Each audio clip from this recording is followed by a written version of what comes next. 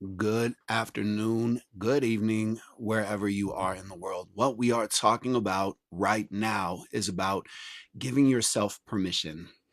Giving yourself permission means being able to understand how you have had to perform, who you've had to be in this world, how you've had to operate. And so, what we're doing on a Monday is giving ourselves a new permission, giving ourselves a new understanding. And so, while more people are showing up, what we're going to do right now is we're going to use real affirmations that can actually connect in your body, in your mind. And thank you for tapping on the screen while more people show up so that we can get people into this algorithm and change the rhythm of the algorithm collectively.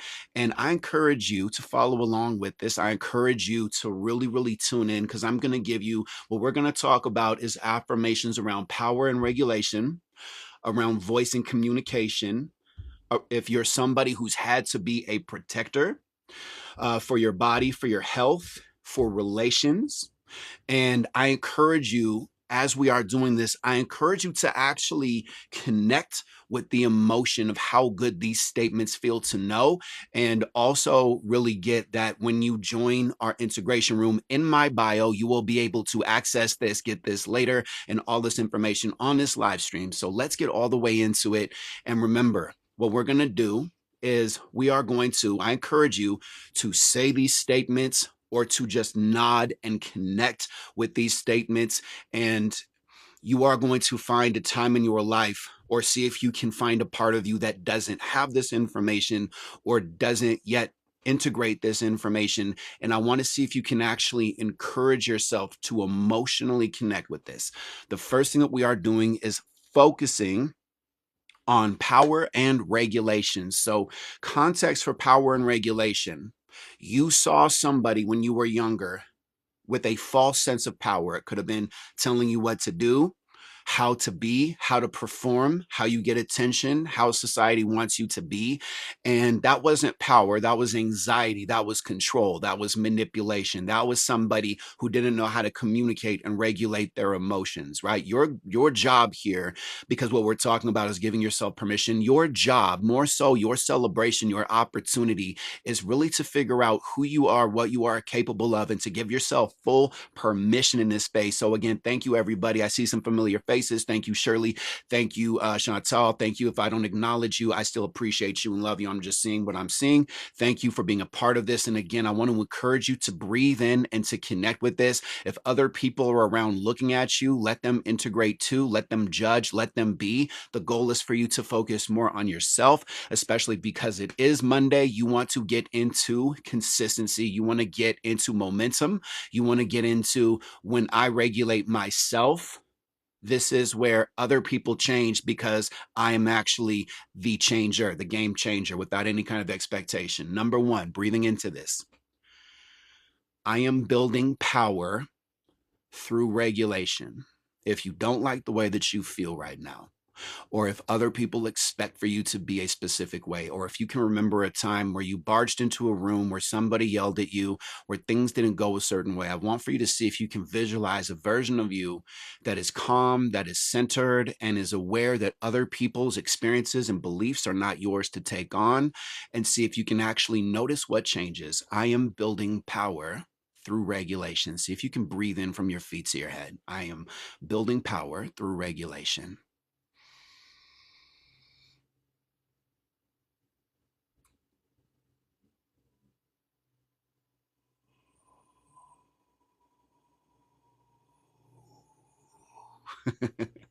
And remember, your goal is to change the way that you emotionally feel. All right. Number two, my steadiness is increasing. If you're somebody that gets validation, if you're somebody who has to perform or has to mask, and you're living out of shame, out of guilt, out of lack, you want to get into a space of I am getting better.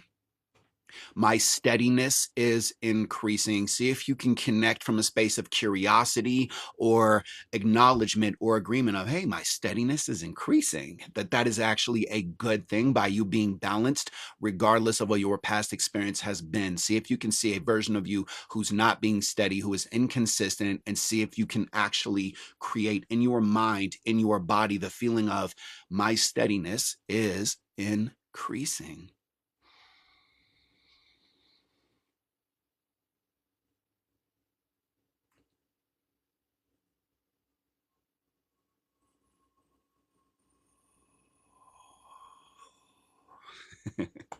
All right. Okay, now this one might be challenging for some of you, so I'm going to give you context. I am safe to relax my guard. I'm safe to relax my guard. What we're talking about is giving yourself permission.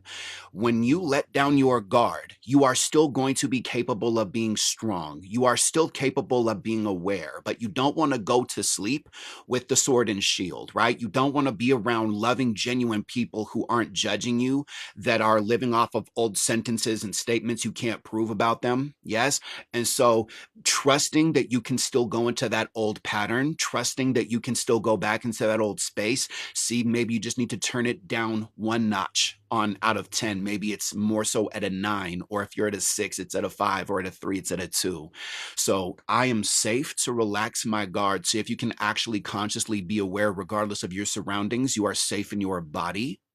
You might need to take a couple deep breaths into this one. Just because I'm talking doesn't mean you can't do it right now. I am safe to relax my guard, really connecting with that of how good it feels to know that you can relax while other people are judging, while other people are in their spaces, while other people are doing what's familiar, that you can actually relax. See what shifts for you. I am safe to relax my guard.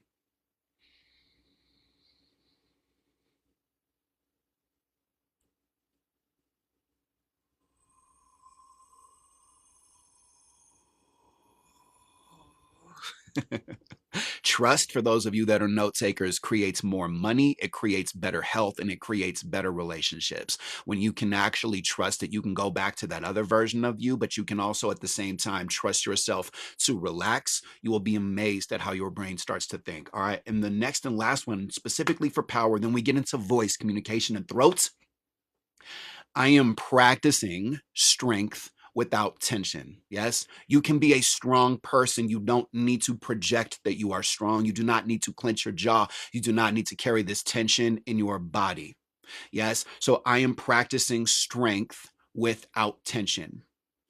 Notice if there's any tension in your body. That again, you can be a strong person, but you don't need to prove, you don't need to earn, you don't need to convey. You can be strong without carrying any kind of tension or expecting other people for you to change. I am practicing strength without tension. See if you can connect with the excitement, with the curiosity, with the possibility. I am practicing strength without tension.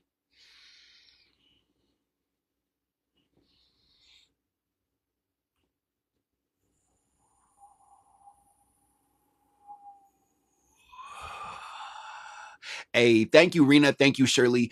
And Nadine, when you're saying betrayal is a B word, self betrayal is a teachable lesson when we're getting into mindset. Because remember, what can we actually prove? Are you still practicing that?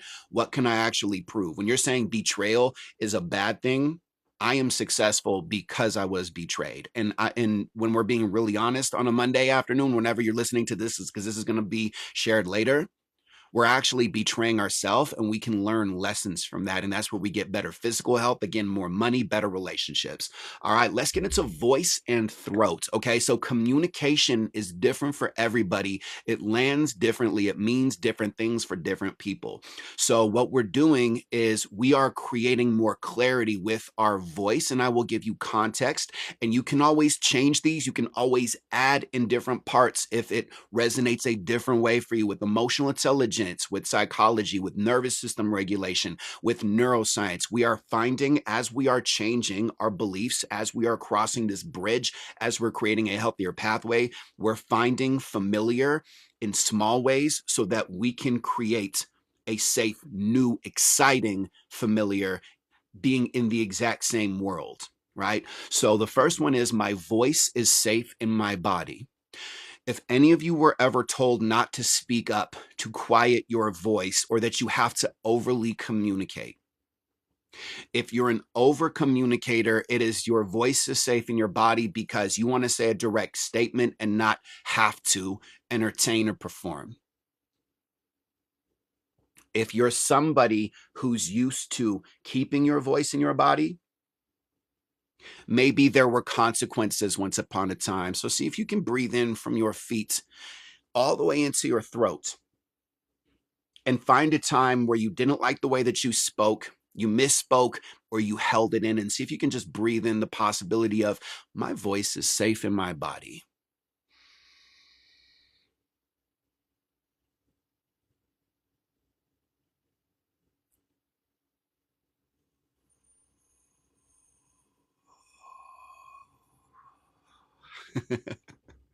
All right. You can also, for extra credit, you can gently put your hand on your throat. You can put your hand on your throat on your heart. You can put your hand on your throat on your stomach. When you do this, if anybody ever judged you, or if you had to perform, if you've had to be hyper vigilant, if you've had to be alert, when you're doing this is actually helping your body, your nervous system, and your mind. It's giving you more proof. These are somatic affirmations. All right. Hey, what's up, everybody? Thank you, Lilia. Thank you, Namita. Thank you, everybody commenting. Thank you for the gifts and taps. Here's the next one. My throat can soften and still be strong. So, for example, you don't have to say, I want for the mountains to move. You can say, hey, mountains, you're really beautiful. And I really appreciate how grounded you are. And I'm ready for change. And is it possible right now? Because I'm ready. Are you in a space right now where the mountains could move? Or thank you, mountains, for moving so much. I really appreciate you understanding that, right? You don't have to, just because if you had to yell, if you had to scream, if you had to be really, really outspoken. Yes. So my throat can soften and still be strong. Also, if you had specifically anybody, and remember, women can have masculine energy too. If you had somebody with very masculine energy who is very critical or told you how to be, and if some part of you has a subconscious belief in your nervous system of confident people are really loud and aggressive or very direct and sharp, you want to really get that when you empathize with yourself and when you are soft and can still be strong at the exact same time, you get more loyalty, you get more clarity, and again, you make more money, you get better health, you get better relationships. Yes. So my throat can soften and still be strong. See if a part of you who's ever had to yell or scream or speak up really, really loud, see if you can visualize this part of you who just says this directly and see if you can imagine that other person changing. This is neuroplasticity. My voice, my throat can soften and still be strong.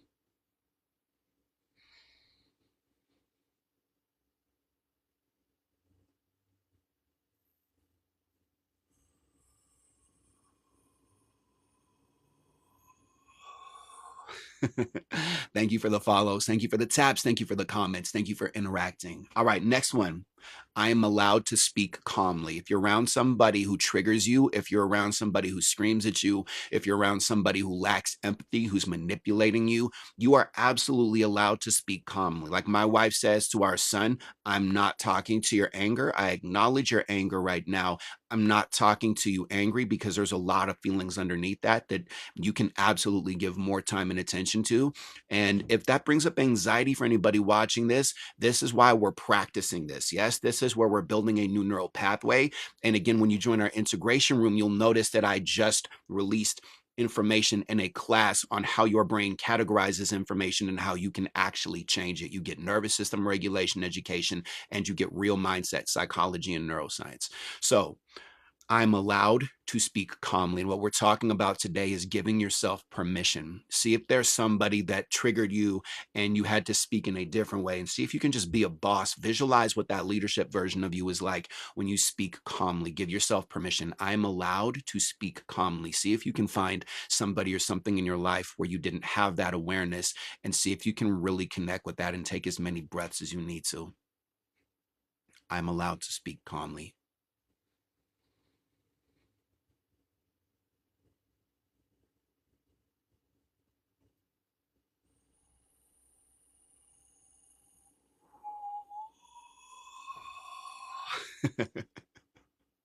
Okay.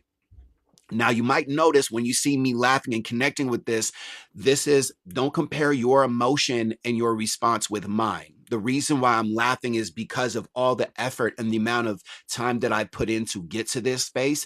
And what we're doing is not to just heal trauma. What we're doing is to actually give ourselves permission to feel happy. Drop an emoji or say yes if you get this. Giving yourself permission to be happy, giving yourself permission to be aware, giving yourself permission not to be affected by other people's perspectives and voices, and being joyful at the possibilities that you are creating, at the opportunities that you are stepping into instead of old and familiar. Yes, thank you. Appreciate that. All right, here's the next one. I use my voice by choice, not by defense. I use my voice by choice, not by defense. I use my voice by choice, not by defense. So, for example, going up to this question where somebody said, how do I accept that I have permission to be happy? Maybe there's a time where somebody said, you're stupid, you're not good enough, there's something wrong with you, you don't fit my standard, I can't critically think, you need to lie to me so I can feel better. And maybe inside your voice or externally, your voice went to a space that created a dead end road, or I'm not good enough, or I'm going to sign this contract and you know me better than I know myself. I'm going to idolize you. I'm going to put you on a higher pedestal than I put myself, and getting into this space of I use my voice by choice, not by defense. So if your voice internally says I'm stupid, I messed that up, that's defense. Whereas offense is I use my voice by choice and I can say I'm getting better at communication. I'm getting better at slowing down. I'm getting better at reinterpreting. And this is actually one way that, just to answer your question. So see if you can find a time where you had to defend yourself, where you felt misunderstood, where you felt like you had to talk negatively internally to yourself, and see if you can actually breathe into, again, breathing from your feet, breathing from earth, breathing into your throat. And for extra credit, you can even visualize the color blue, just communication, just fluidity, ocean, just connection. I use my voice by choice, not by defense.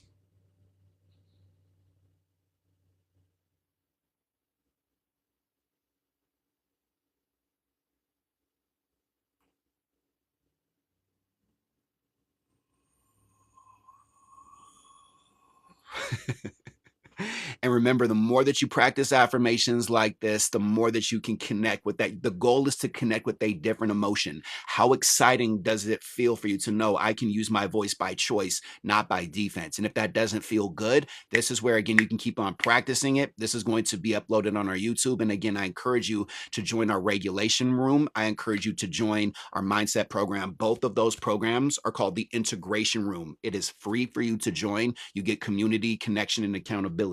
So we're going to talk about hierarchy and family. We're going to take everybody in your life off of the pedestal. We're going to make everybody in your life equal to you so that subconsciously and consciously in your body, mentally, physically, holistically, spiritually, etc., so on and so forth, you are equal to everybody so that you don't get anxiety when men or women act or perform or react a certain way. Yes? So I respect others without shrinking. Find a time in your life where you had to hide, where you had to turn down your voice, where you had to perform, where you had to stop what you are doing, where you felt yourself feeling uncomfortable or you felt drained. Yes, I respect others without shrinking. See if you can visualize this version of you who gets, I had to shrink, I had to doubt, I had to defend, and see if you can get into a space of their day is not my day. And I can respect that they're angry, but I don't need to take it on. I can respect that they don't understand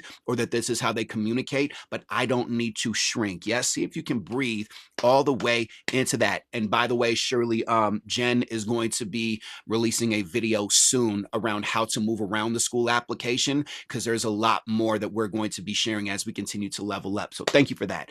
I respect others without shrinking. See if you can connect with the new emotion around that. I respect others without shrinking.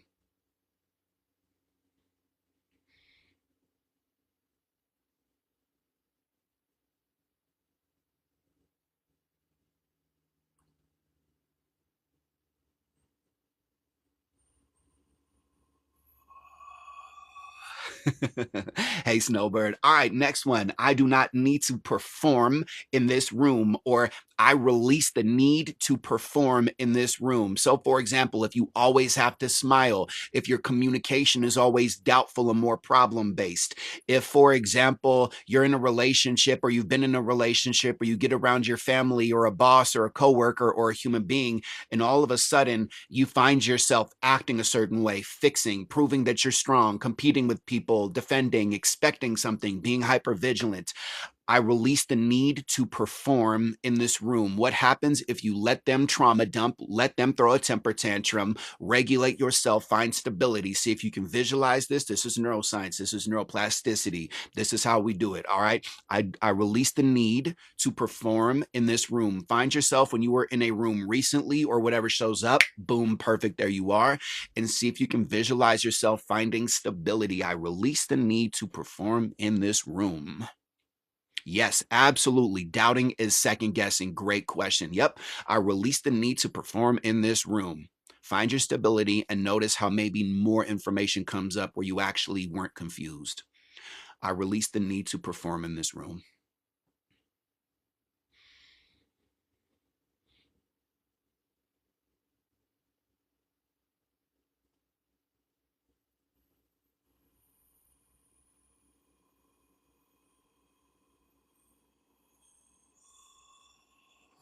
Whoo. Okay.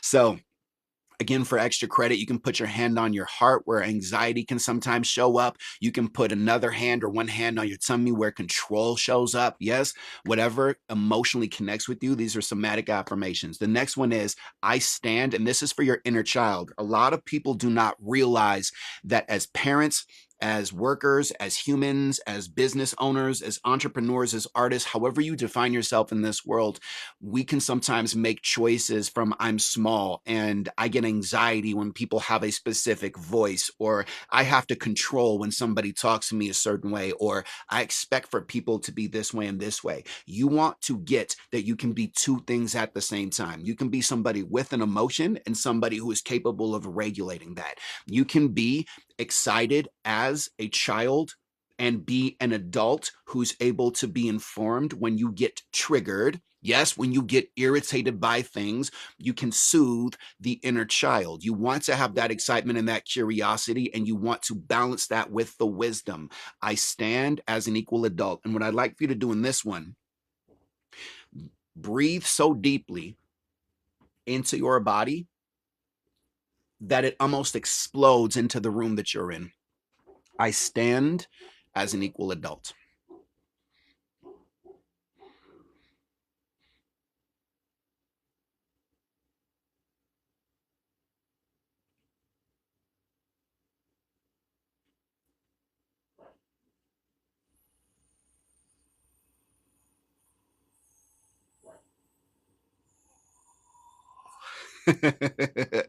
I see some people felt that in here. Yes, absolutely. You can also, for just to boost up the algorithm and to encourage other people that they're not alone. I love when you comment in the live stream what you felt or where your mind goes to. So thank you so much for commenting. Big wows. Yes. And remember, for some people, some are going to be bigger. For some, others are going to be obvious. We're not here to compare. We're here to be aware and to see what is possible. Okay, the next one, then we're going to get into if you've had to be a protector.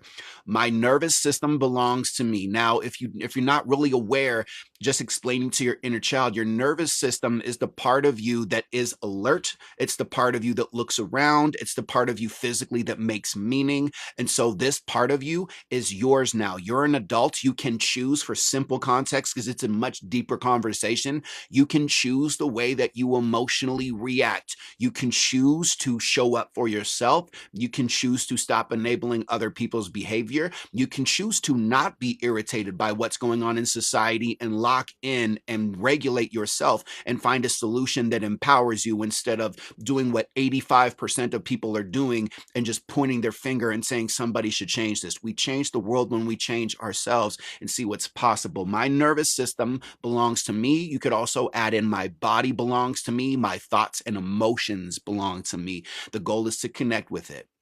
My nervous system belongs to me. My body belongs to me. My emotions belong to me. Deep breath in.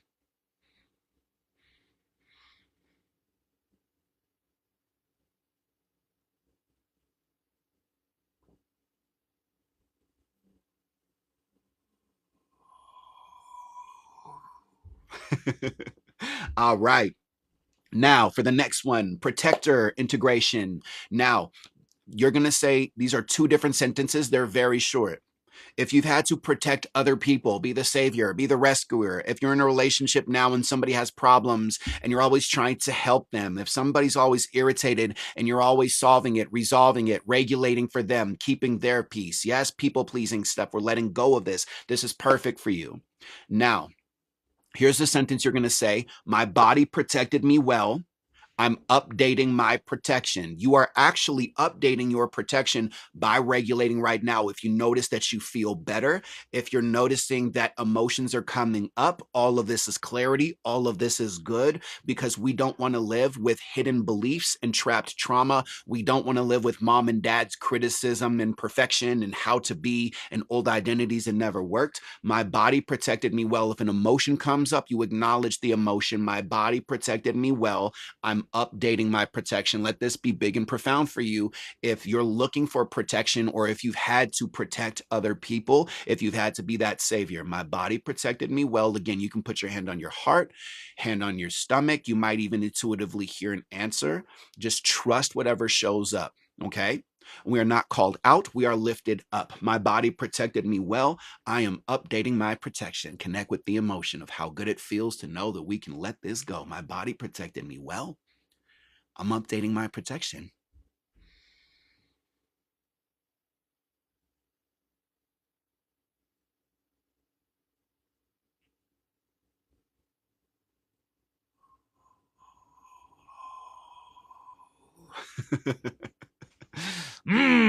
All right.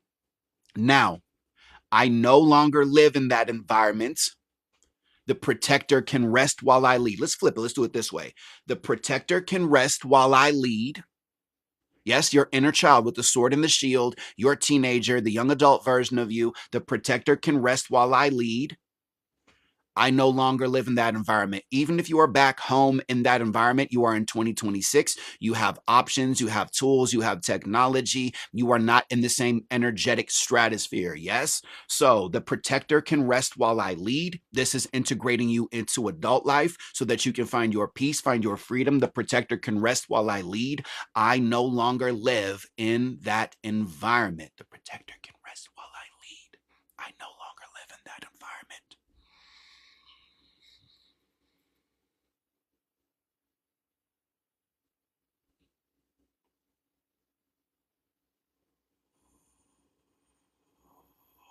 Oh. Thank you, Slade. I'm so glad that that shifted things for you. Okay. All right. And good awareness, Shirley. And remember, you can always, when you're saying this brings up big feelings because the thought, if I don't, then I'll fall apart. This is where you want to, with emotional intelligence, you want to give it more proof and more evidence.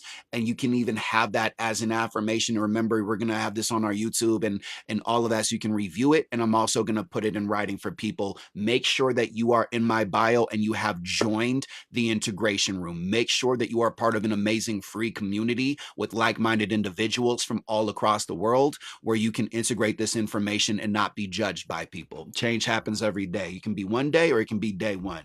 All right, so let's go into your body and see your health. Our body stores stories and emotions based off of old patterns. And again, a lot of this is giving yourself, what we're talking about is giving yourself permission. You are updating, calibrating, fine tuning, stepping into who you are, giving yourself permission. And again, if any of these sentences or statements lead to questions or concerns, we do deep dives. We can step into a one-on-one space together and have more of a session from a space of discovery, not punishment, not obligation, not homework, more so from a space of I want to discover, I want to know who I truly am. I want to be able to be centered and calm and confident everywhere that I go, instead of I have to expect and I have to perform. And if not, then I'm not good. Very egocentric stuff that society gave to you. You want to release that. So my body responds. And remember, you can also, for extra credit, put a hand somewhere gently, lovingly on your body. You might even feel tension as we're talking about body and health and safety. That might actually be the space where your hand is meant to go. Remember, when you are loving, when you are gentle, when you are calm, regardless of what those words bring up for you, this is where you relax your body. This is where you actually step into confidence, more money, more power, better health, better people. My body responds to safety. I am creating conditions for health. By you regulating, by you breathing in, you are actually setting your boundary. You are setting the standard. You are showing yourself, look at how much better I feel when I just breathe and I connect and I'm around people who are like-minded, who don't judge me, and there's no expectation and no obligation. Look where my mind can go to. Look at what's possible. My body responds to safety. I'm creating conditions for health. And I want for you, as you're breathing in, to get that there's no pressure around this. If you're noticing that there's any pressure, remind your body there's no pressure. My body responds to safety. I'm creating conditions for health.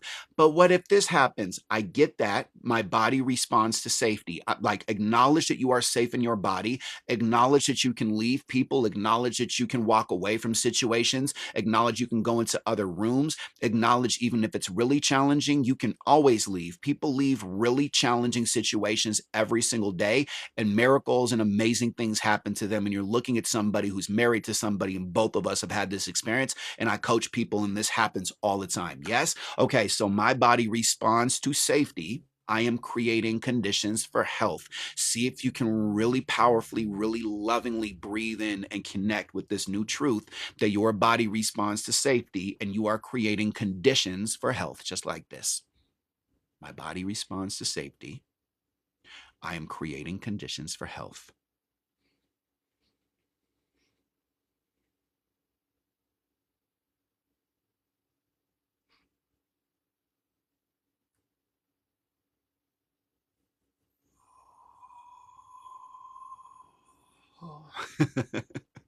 All right. So I am reducing stress in sustainable ways. What this means is that you can be somebody who is effective, who is efficient, who is lovable, who is capable, who is valuable. And you can, while you are learning how to manage your emotions and manage stress, you can be somebody who can be efficient and effective in society, and also find time to pause. Yes, also find time to breathe, also find time to go into another room, also find time to tell people, let me get back to you for a better answer. Also find time to acknowledge, I hear you, I see what's going on, I'm going to get back to you. That is my word. Yes. So I'm reducing stress in sustainable ways. And I want for you to see what happens in your mind's eye if you take a really deep breath and let people judge you, and let people invalidate you, and let people be wrong about you, and just notice as you just breathe that all of that fades away and dissipates. Yes. What happens when you tell yourself, I am reducing stress in sustainable ways, and you just let people have questions and trust you can get back to them, and people say things about you and trust that some of the things don't even need to be acknowledged. Yes, when I have trolls on these live streams, I don't need to acknowledge them. Sometimes people say a neurodivergent random thing. I don't need to give that attention if it does not contribute to what is the current focus. I am reducing stress in sustainable ways. Give yourself credit.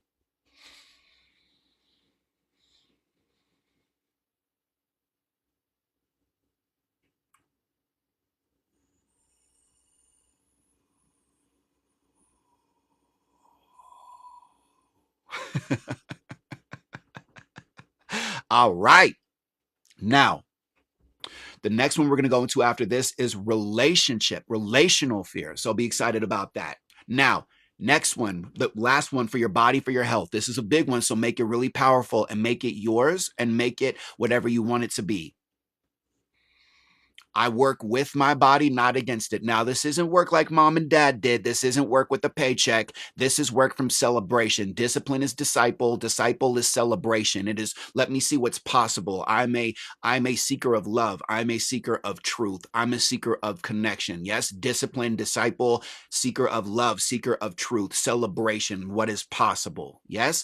Okay, so I work with my body, not against it. While you are breathing into this sentence, while you are regulating, this is you also changing your beliefs around work, around what is possible for yourself. And if you're noticing any tension, any emotions coming up, any shame, any what ifs, this is where you just keep on breathing and you keep on regulating. And this is an old pattern that you learned from a parent, or that you learned or was genetically handed to you. Yes. So just 1 second, just got to mute this. Trolls trying to scam people. Man, if only they could just learn how to stop scamming people. Because when we scam other people, we only scam ourselves. All right. Because this is $10,267 worth of information for free you can take with you, as long as you're consistent with it. I work with my body, not against it. Deep breath in, remove all the distractions. I work with my body, not against it. Listen to what your body is saying. Notice any feelings, any sensations in your body. Notice your mind, where it's going to. I work with my body, not against it. Find your peace, find your center. I work with my body, not against it.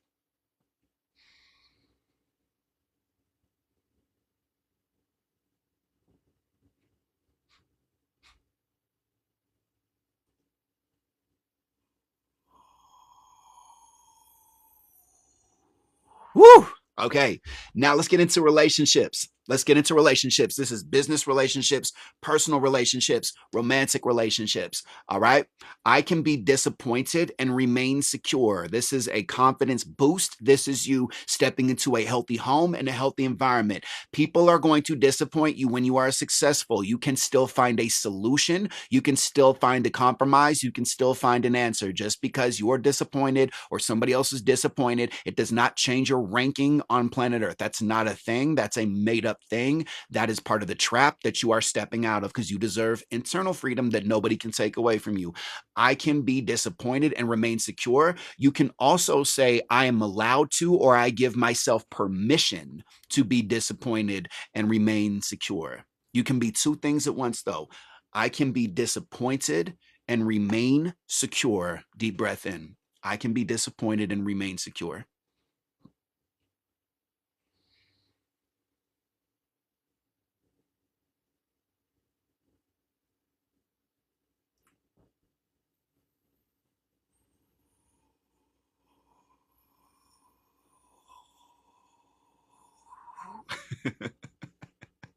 Your back cracked. Love that. Amazing. I love how our bodies are capable of changing when we find the right sentences and statements that change things for us. All right. I can be, and especially for those of you that are neurodivergent, ADD, ADHD, BPD, MPD, OPP, OCD, ABCDEFG, okay, I can be misunderstood and remain steady. There are people every single second that are scrolling by. They don't have context. They don't have patience. I don't match their definition. They keep on scrolling. I can be misunderstood and remain steady. If I can do it, so can you. Okay. People are going to be wrong about you. People are going to be right about you. Knowing your truth creates stability, creates consistency. This is how you win. This is how you become successful. In case nobody's ever taught this to you, you can make mistakes and keep on winning at the exact same time, regardless of what parents or society taught you.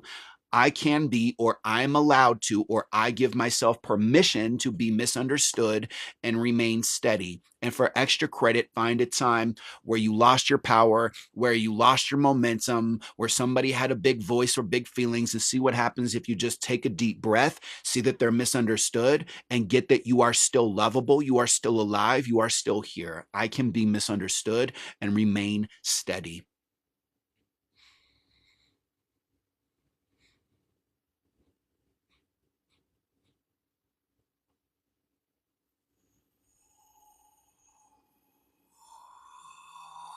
Woo! All right. Two more, and then we're going to get into what we are talking about today, which is giving permission.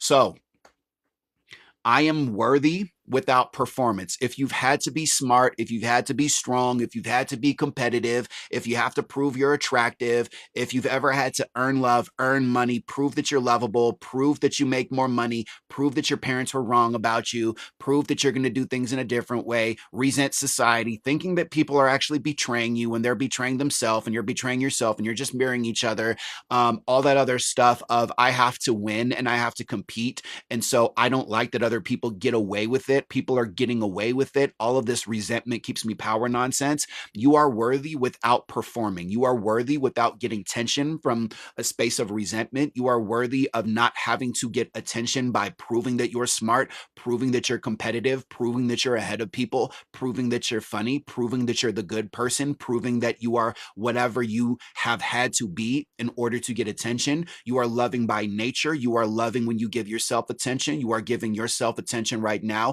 The healthiest version of attention you can get is by the attention you give to yourself, which you are giving now. You don't want to roll the dice. You don't want to go to Las Vegas. You want to be able to travel light and to travel with ease. I am worthy without performance. Find the performer within you and see if you can let them breathe. See if you can let them relax. See if you can take a look at them, love them, and tell them it's understandable that you're tired. I am worthy without performance. What changes for you? I am worthy without performance.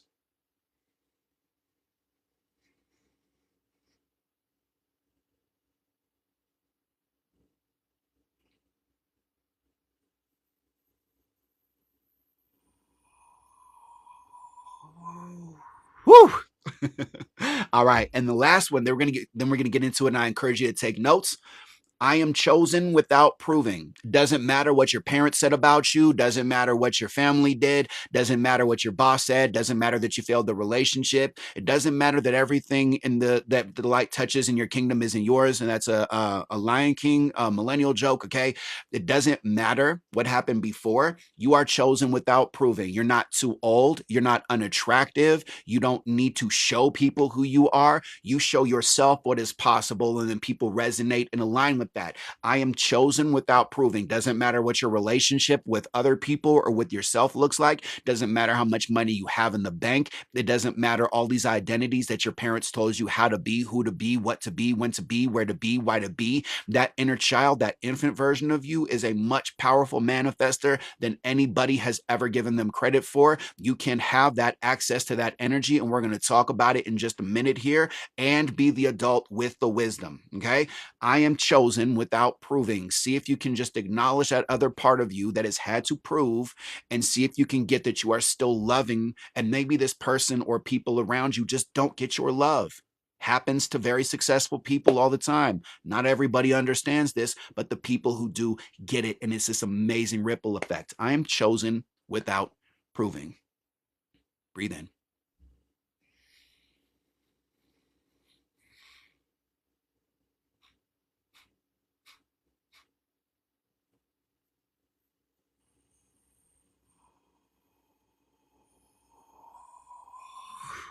All right. How did that feel? Who feels better since you've been in here? Whose body feels lighter? Whose mind feels clear? Who let go of some illusion, some nonsense, some pressure? Drop an emoji or say yes. Tire system upgrade. All right. Love that. Now let's get into the even better stuff that aligns with this message. It is Monday, ladies and gentlemen. We are giving ourselves permission. Yes. If you like the way that that felt, you are giving yourself permission to slow down. You are giving yourself to give more attention, because you notice when you speak kinder to yourself, your body feels it. Your mind starts to shift. Yes.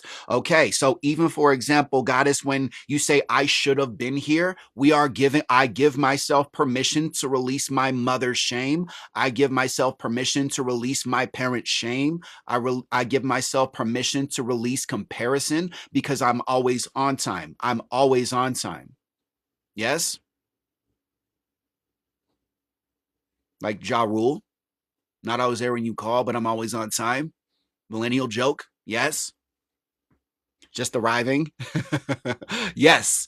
We are always just arriving. And this is a note, take it down. You are always just arriving. Every single millisecond, you get a blank canvas. You can always make smaller choices until that builds momentum. And life for you, if you want to be a more confident, healthy, more financially abundant person, you can start to actually acknowledge, this feels good. This doesn't. Why? Okay, cool. This feels good too. This doesn't. Why? Let me choose this one more time. Oh, that actually does feel better. Oh, okay. Then I get around this person and it doesn't feel okay. So then it becomes easier and more obvious to make more informed choices. All right. So let's get into it. Giving yourself full permission. You can keep on protecting who you were, or you can build who you are becoming.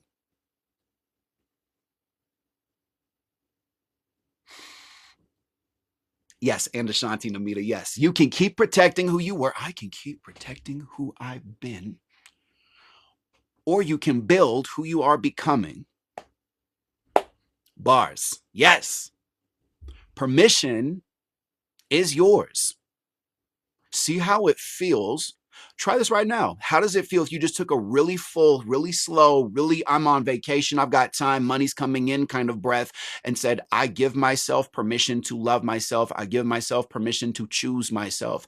I give myself permission to honor my body. I give myself permission to be an empath with boundaries, to stop taking on other people's feelings and emotions. I give myself permission to exist. I give myself permission to be lovable. Any of those statements, any of that, or you can just say everything that guy said and just breathe into it and connect with the emotion. What changes for you?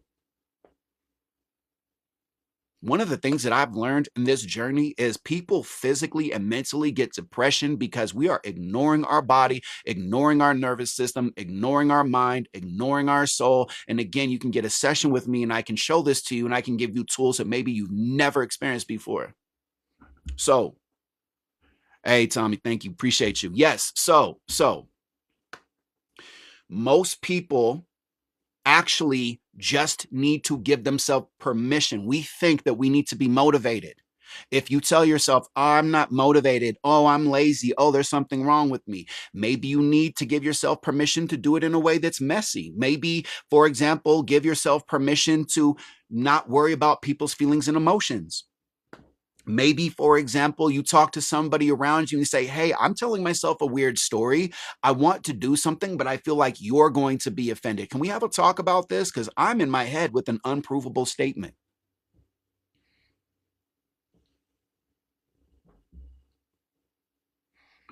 Most people, when it comes to change, as somebody who has worked with over 10,000 people, most people simply just need permission to say, I'm not crazy. There's nothing wrong with me. I'm doing more research. I'm becoming more self-aware. I'm learning self-regulation. I'm learning how I talk to myself. I'm learning intention is really important and action is equally important, if not more important. I'm learning that empathy starts with me. I'm learning if I don't righteously understand the choices that I'm making, I cannot righteously understand the choices that other people are making. Perhaps it's how you are speaking to yourself that creates the way that you speak to other people. I posted a video earlier about this as somebody who grew up in financial poverty with a mom who she would just give all the money away.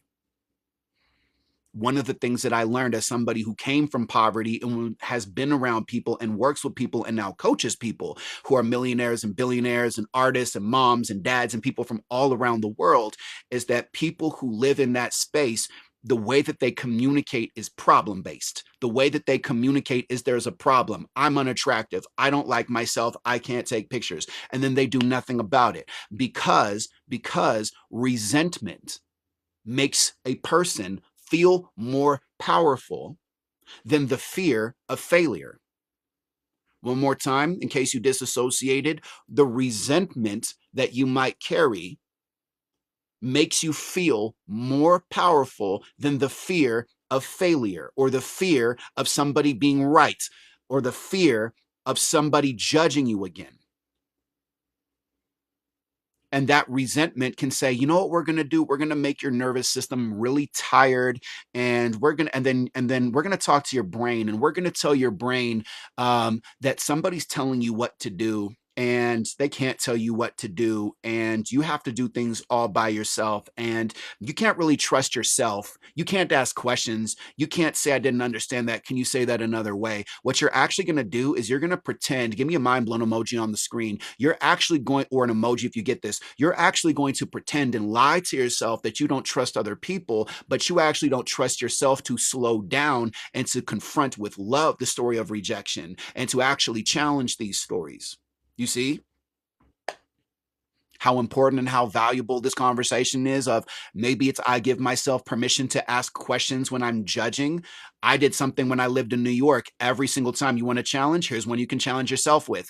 Every time you catch yourself judging another person, but you want to talk to them, take a deep breath, ask them for the time, ask them for directions, ask them a question maybe you already know. If you're in a grocery store, ask them for a recipe or why they chose that brand, and notice that you'll still be alive. And if you joined our integration room, I just released a video talking about how you actually change your neural pathways and how your brain needs to actually have that repetition, which is why we've created this free program so you can have repetition without abandonment, repetition without consequences. Okay, free to join, amazing community, diverse from all around the world. So, are you looking for permission to stop bracing? I give myself permission to stop bracing, which means like, oh, what's going to happen? I give myself permission to stop performing, pretending that you're smart, pretending that you have to compete, pretending that you know all the answers, pretending that you always have to smile, pretending that you're just a good person all the time while people walk over you, pretending, and this is the wildest one, pretending that you're confused, pretending that you were a victim, pretending that you were abandoned, being very, very, everything is me, me, me, me, me. You don't want to be an opera singer, do you? Or do you? I mean, if you want to be an opera singer, that's cool, but there's other notes other than me, me, me, me, me, me, me, me, me. Okay? Permission to stop protecting, trusting. You can be strong and still take off your armor. You can be strong and not look around the room 5 times. So, I have a question. I want for you to actually see if you can breathe into this and ask this to your body. Are you ready? How would it, I'm going to say it slow so you can actually say it to yourself, only if you want to. I'm not telling you what to do. Everything's a suggestion, but this is actually proof that you can heal yourself if you're actually open to it, especially if you're somebody that has to control everything. Only you can give yourself this information. I'm not doing anything other than sharing words with you. So I'm going to say it, and you can, if you want to, you can say it back and breathe into it. How would it feel? How would it feel if I gave myself permission? If I gave myself permission to stop performing, and simply be steady. And simply be steady. Breathe in. How would it feel if I gave myself permission to stop performing and simply be steady? How would it feel? What does steady feel like in my body? Question for you to ask yourself. How does steady feel like in my body? How does steady feel like in my body? Body, show me what it feels like to be steady. It might be very subtle. Your primal brain might say, oh, this is too boring. Don't let trauma fool you. How would it feel if you gave yourself permission to stop performing, being the strong person, being the fixer, being the savior, being the regulator, and just simply remain steady?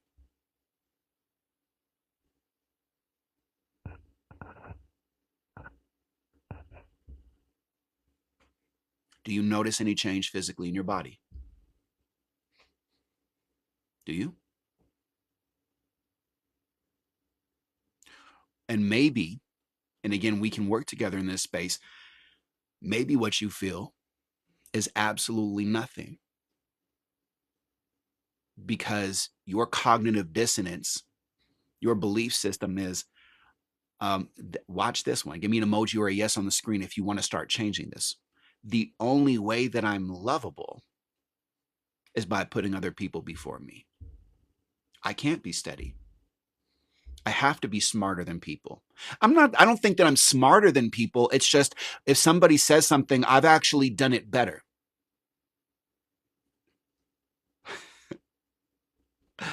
I can't be open to suggestion. I'm not performing. It's just I'm always doing the right thing. It always has to go the way that I think it should. Everybody, here's an analogy for you. When I started catching, I thought anxiety was like a terminal illness when I was in my 20s. I'm not performing. It's just everybody instantly needs to get off the airplane instantly because I have to hurry up and get home instantly and not even question that and not even be grateful that I can afford to fly and afford to travel. I can't even focus on gratitude. That's cheesy. That's for movies or for kids or something like that. Nope, I can't stop performing. It just has to go my way. Everybody instantly has to get off the airplane instantly.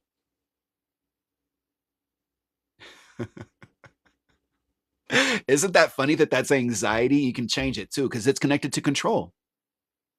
Why do you need to get home? Because I have to. Why? Because there's people there. So what? They were there before you were when you were on the airplane. You see? Oh. Are you going to be abandoned? Are you going to be rejected? Do you have to control? Watch what your mind does after you let go. That story. Let's go into identities. Okay. So, the biggest identity that blocked me from making money that blocked me from having a home, that blocked me from having a healthy marriage, fatherhood, everything that I wanted, better health, was being the savior, being the protector. If you are the protector, you will lower your rates, lower your prices, lower your standards, try to fix other people where they don't want to be fixed, offer more solutions, give more advice. It is a very masculine kind of energy, and you can be a woman who has more masculine energy. Control is 100% an illusion.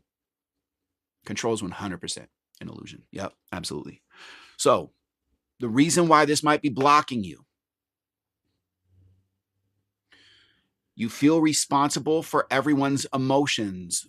Imagine what's going to happen to you when you stop regulating other people and you regulate yourself. Why do I feel like I need permission to be or do something? What happens if you say, I give myself permission to stop needing permission? I give myself permission to slow down. I give myself permission to stop. And even for example, why do I feel like I need permission to do something? I give myself permission. Give me an emoji or a yes on the screen if you get. I now give myself permission to listen to the intelligent questions that my intuition is starting to get louder and louder and louder at. And I'm going to start answering these questions and spending more time with these questions, because the day that I actually realize that is a valid question and I find a solution that works for me that can change that pattern, I no longer ever in the history of my existence will ever need to worry about that problem ever again, because I now have a boundary, I have an awareness, I have a perspective, and I can step out of that pattern. And again, where we can work together for today, the deal that I'm offering is 3 sessions for $200. We could have the session on the story of how this got created. We could have a session on how to actually make sure this is going to be changed when it comes to your money, when it comes to your physical health, where is that showing up in your body, when it comes to your relationships, and then a follow-up session on how to move forward and what that actually looks like for you. It's normally 3 sessions for $450. That is in my profile. Tap my profile picture, tap the profile picture again, and you'll see it in my link tree. Let's connect, and I will give you an action plan, and you can show up with everything, all the baggage. We can unpack it, dissect it, and watch what happens when you move at your own pace. Watch what happens when nobody's judging you. Watch what happens when there's no expectation. So, self-doubt is also an identity. You're protecting in your mind, you're protecting yourself by doubting yourself. For example, like, I love learning about psychology and neuroscience.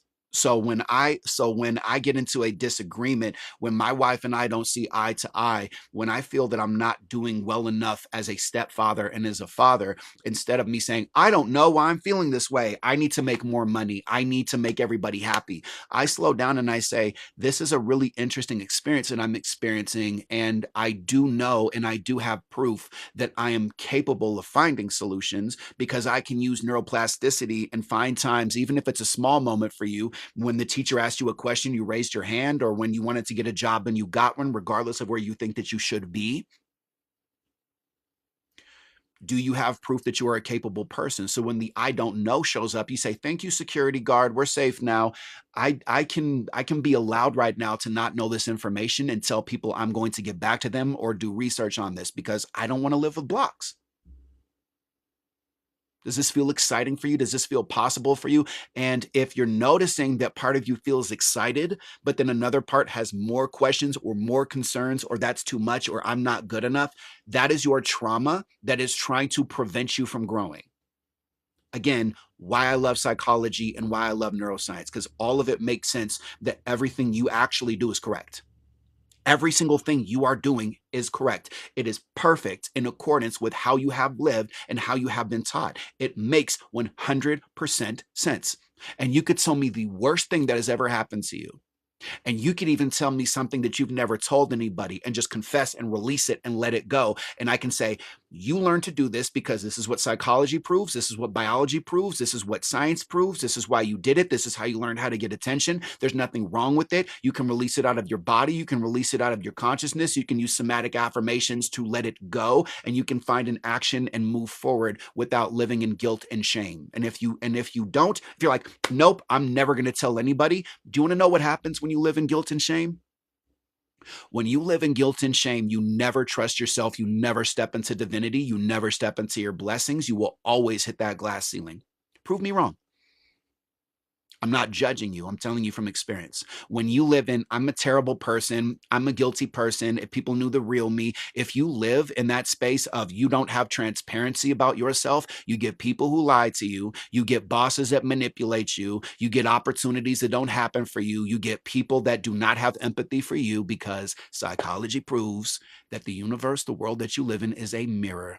So drop an emoji or say yes if you want to change the story of people don't show up for me and get into the space of every single person has taught me how important it is to show up for myself first without feeling guilty.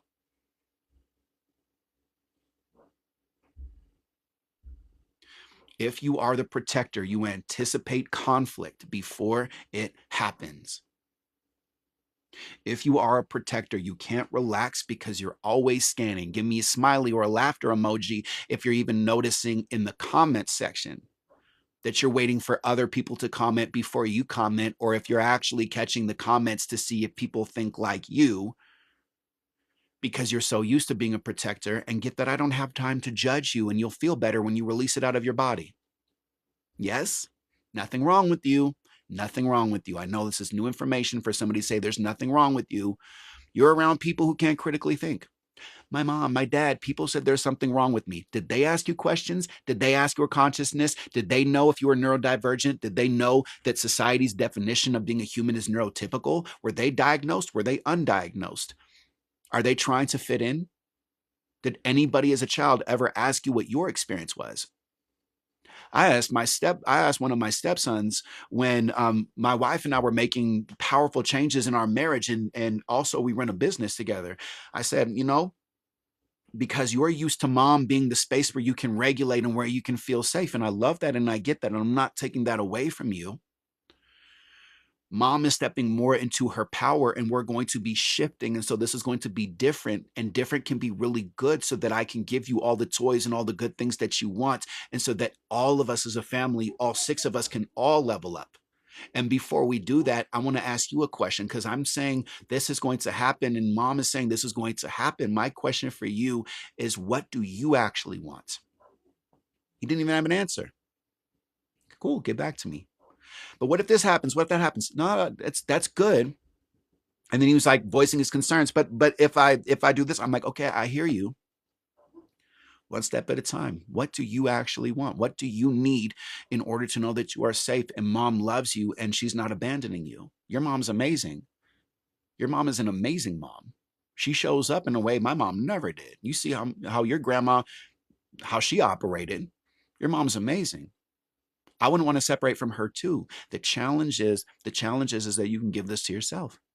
And the challenge is you're not always going to find people around the world that are like your mom. So you want to know how to embrace change.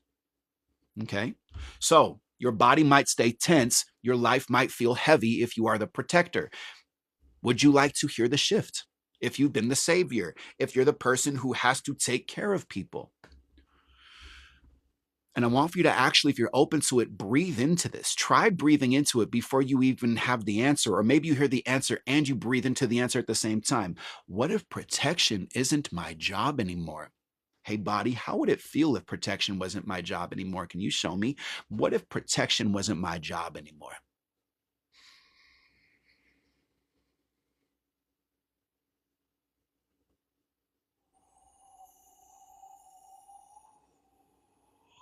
Whew, everything would be a game. Everything would be a solution. Everything would be an opportunity. I could enjoy life. What if you protecting other people is blocking you from happiness? The wildest thing that I don't know if anybody, I personally have never heard anything about it. This is why I create the content and share and coach and approach life the way that I do.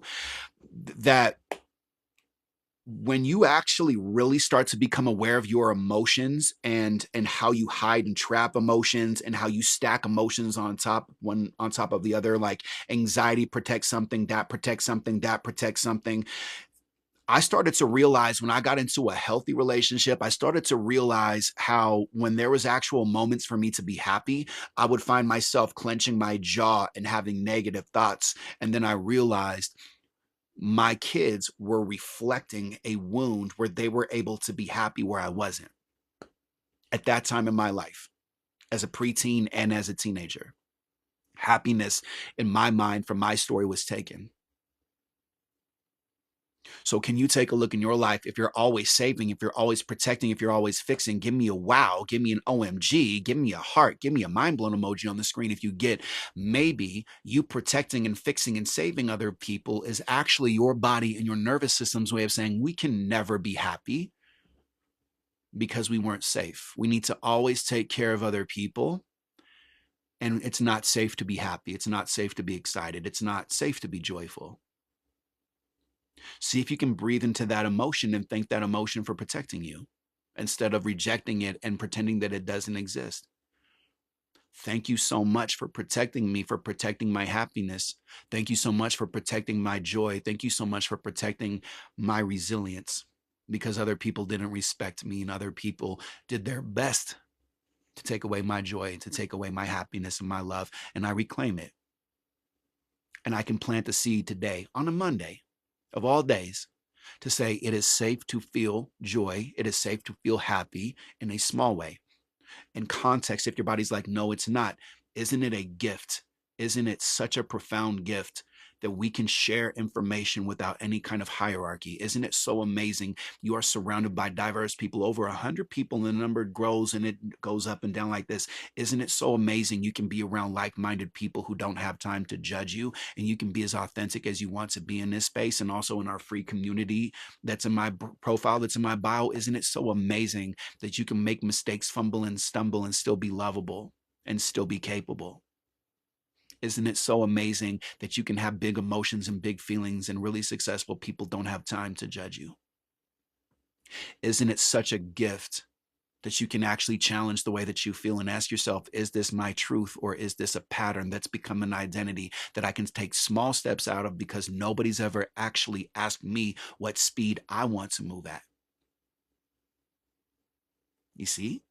Mindset shift. All right, so what if protection isn't your job anymore? What if peace is available when you stop guarding everything? One more time, what if peace is available when you stop guarding everything?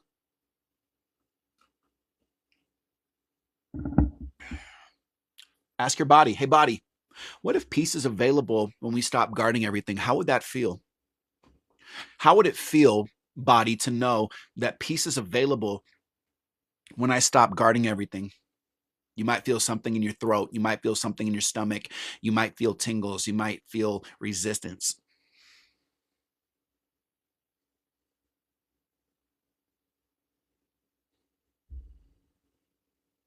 And I got another question for you. Guarded. How would it feel if I gave myself permission to no longer carry what is mine?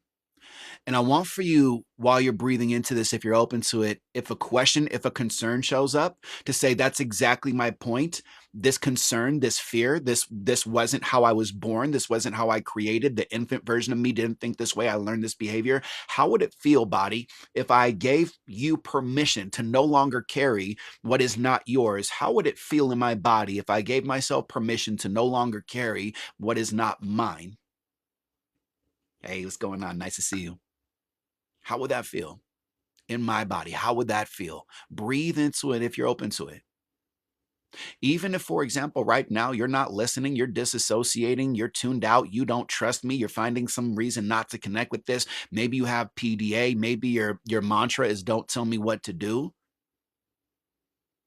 Do you think you were that way as an infant? How would it feel if or for example, a lot of times on live streams, and it's easier in a one-on-one, the reason why people don't connect with things is because you're projecting this experience of, I have to control everything. And so I'm not open to money showing up in different ways, and I'm not open to blessings. And that's Peter Pan fairy nonsense. That doesn't work for me. I live in the real world. Really, you live in the real world? Remember when people with tinfoil hats talked about things that were happening and that was the real world? What is the real world? And is the real world working for you? Do you know that all you do is make beliefs? You know that when you were a kid and they told you to stop making things up? Do you know as an adult right now, you're making things up? So if you're going to make things up, can you make things up that actually work for you? How would it feel if you gave yourself permission to no longer carry what's not yours? I will lovingly hold up a mirror and lovingly confront every single time that you put yourself down, and I will show up for you, maybe more than you want to show up for yourself, because I get the outcome, and I also get how hard it is to get to that outcome. And I want to save you time, I want to save you energy, I want to save you effort, and get that there's nothing wrong with you, and all of this is provable. Psychology, neuroscience, easy, plus consistency. Hey, thank you. Again, the special for today you will see on my profile is 3 sessions for $200 USD. That's normally $450. One session can be primarily 1 hour on focusing on the problem and how deep this story goes and how to start breaking it down and dissecting it. The next session can be focused on actually finding the solutions and to find clarity, to find your voice, your presence, your identity that was always there the entire time. The third section can actually be focused more on an action plan, on I want to know what to do when these blocks show up, when my husband, my wife, my boss, my coworkers, my employees, this person, Larry, who cuts me off in traffic. If you want to actually learn that you already have emotional intelligence, you already have awareness, you're already regulating, you're already motivated, you already have empathy, you already have social skills, fine tune and amplify these things and move at your own pace. And you're just booking that first session and everything is automated and convenient for you. It takes 2 to 3 minutes of your life to get on that calendar and to connect, and it is judgment-free, safe space. So how about for those of you, we're talking about identities and giving yourself permission today, the strong one. If you've had to be the strong one, thank you, this lamp likes you. Why does being strong block you? How are your friends? How are your relationships? What is every single thing proving in your life? How resistant is your mind hearing somebody saying it is easy with consistency to change your neural pathways? It is actually psychologically, scientifically easy with consistency to change the way that you think and to change your life. What is that strength protecting you from? What happens if you don't do it correctly? What happens if you, for example, how can you actually receive help if you are a strong person and then you have an emotion? How is that actually possible for you? And I'm not judging you. If anything, because the world is a mirror, I'm talking to a variation of myself, because not everybody gets what I'm saying, but the right people do get it and understand. If you're always the strong one, you don't ask for help. And here's the hardest part. You have to process alone, and the emotional loneliness that you reject or that you resent, that you don't give attention to, that you don't know what to do in that space. Emotional loneliness, when you're younger and you go through an experience and you are emotionally alone in that space, and you look out the window or you turn up the music or you sit on your bed or you curl into a ball or you close your eyes and you try to escape, emotional loneliness can still be showing up for you as an adult. And it's not fair to you. And it can actually be very weird being seen, doesn't it? It can even be when somebody's saying something and you feel presence, you feel seen, and then somebody's saying there's nothing wrong with you. That can feel healthy and healing. But then another part of you can say, yeah, but last time that I trusted somebody, I got hurt, I got rejected, I got invalidated, I felt invisible. Do you see? Do you also see right there, if I just acknowledge that other part of you, how there's nothing wrong with you? Isn't that amazing? So even, for example, this is why I love emotional intelligence. So when you say, this is my life story, I have an 18-month-old daughter who actually wants to legally represent you in belief court. And I have a translator. Goo goo gaga, goo goo gaga. Oh, she said that when you were younger, you used to have a blowout in your diapers and you didn't care that other people were upset by it because you deserve nurturing and to be taken care of. 1 second. Goo goo gaga, goo goo gaga. Oh, my 18-month-old daughter said that when you were really young, you fell down so many times when you were learning how to walk, and that you're just and same thing for talking too. You used to go, hey, and now you can walk and talk. Goo goo gaga, goo goo gaga. Oh, she's asking for a dismissal on this entire case. Okay, granted. You see? So when you say this is my life story, this is why I love what I teach and why I love getting these sessions with you, because epigenetics proves this isn't your life story. This is the story that you experienced in your life that you are capable of changing, that other people in your family do not get and do not understand because they want to be dishonest. No, they don't. They're good people. Oh, yes, they do. They want to be dishonest. But they're good people. Yes, dishonest people can be good too. There are good people in this world that are dishonest. You want for me to get really scorpionic? You want for me to really go for it? As somebody who loves God and loves Jesus, there are really good dishonest people who are in the church, aren't there? That are good people that are dishonest, aren't there? Right? There's also really good dishonest people that when they're really desperate, that do really stressful things that create bigger problems. Yes? You can be a good person and a dishonest person. Why is it important for you to actually know your truth? Question for you. Scale out of 1 through 10. How often do you doubt yourself when it comes to your personal goals and your personal desires? Because somebody taught you not to be heard. And all that you wanted to say was, hey, can you please be accountable? Or, hey, I'm in pain and I'm educated and I'm smart. And you're not your mom and you're not your dad, mom and dad. You're not grandma and grandpa. I'm aware. I need to be taken care of. And they're like, no, you don't. Not that way.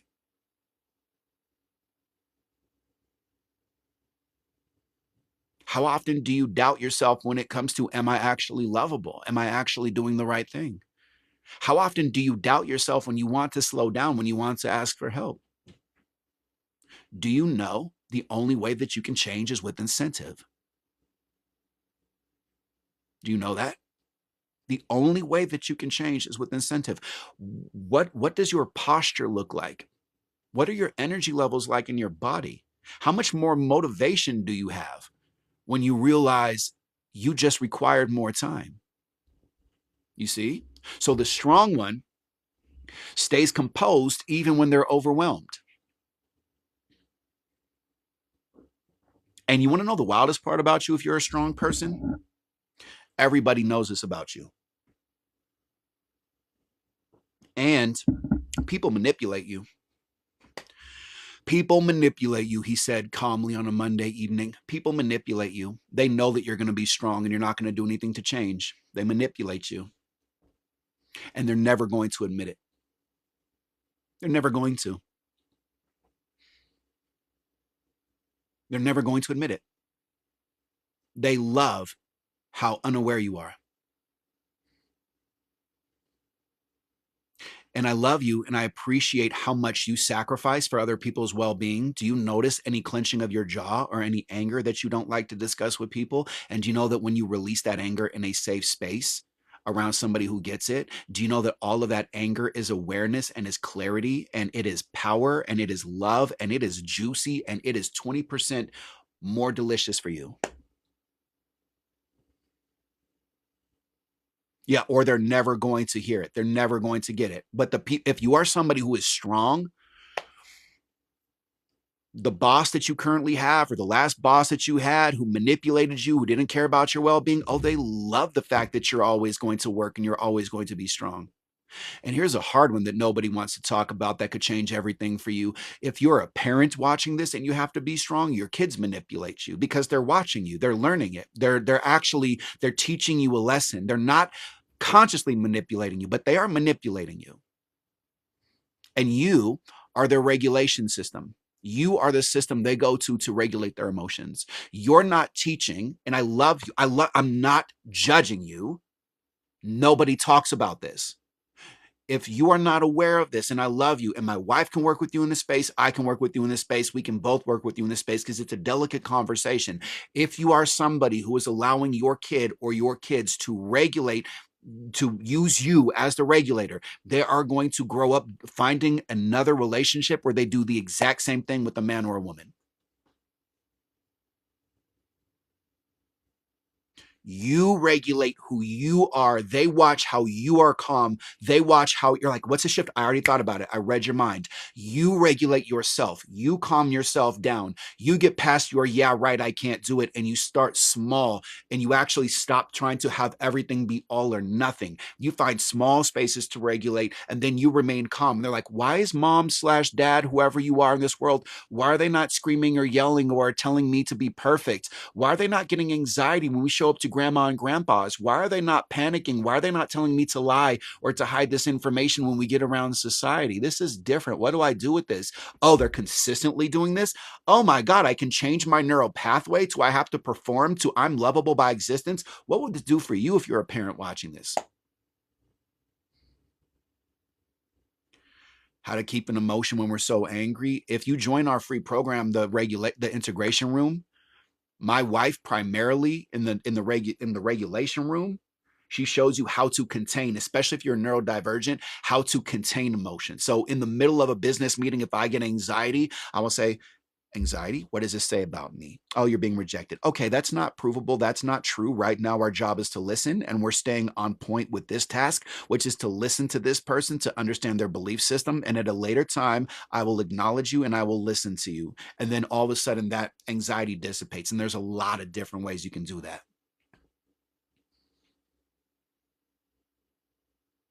So, so here's the shift. If you are somebody who has to be the strong person, what if strength includes softness? Breathe into that. Hey, body, how would it feel if strength included softness? Like, I can be strong.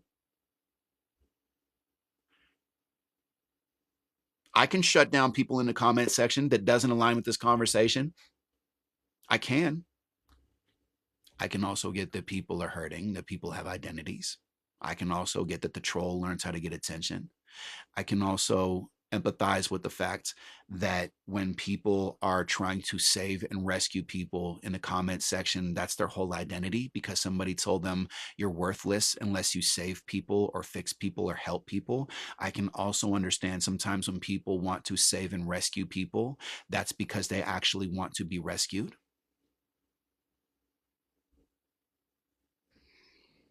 What if strength included softness?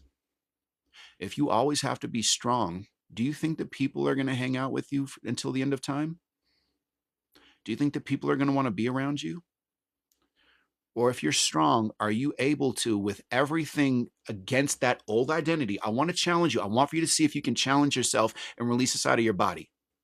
If you have had to be strong, are you open to the possibility that people regulate and change around you because you're not satisfied with your life?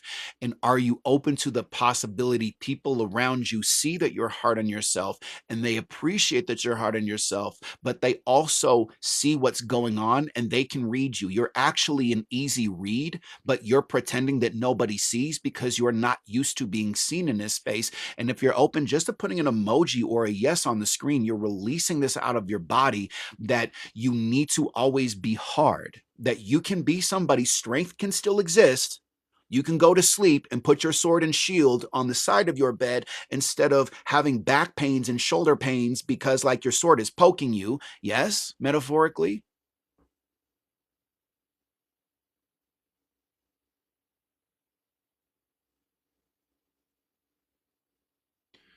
I can be soft with an enemy because the enemy is me if I see them as an enemy. I can absolutely go to anger. I can go to that space. 25 different phone calls, a secret passcode needs to be entered, and they need to have like a secret phone where like they call, you know, like how Batman, whatever, like they call like the bat phone. They would need to call like a secret guy and they enter this access code in order for me to go back to angry Nicky, like 20-year-old version, like a lot of phone calls and access code needs to be handled. I love being around people who judge me and who don't understand me. And I love showing up. I love showing them what's possible. I love that people have a whole story about me when they see my physical presentation, hear my voice, hear my message, and that I can keep on showing up and being possible and being possible and being possible. And then people will literally be in here who will book sessions like, man, you know, like 2 years ago when I first saw you, I did not like you, but I really started to realize what was going on inside of me. I'm like, so did I. I get that. I appreciate that. Okay. So, and look at what happens when I talk about a perfect example. So what if strength includes softness? What if strength includes softness?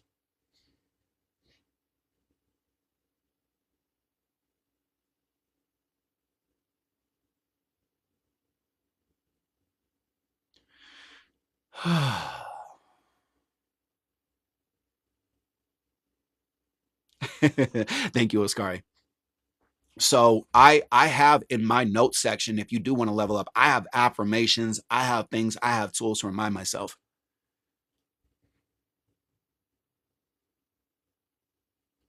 What if I don't need all the profanity talk from other people?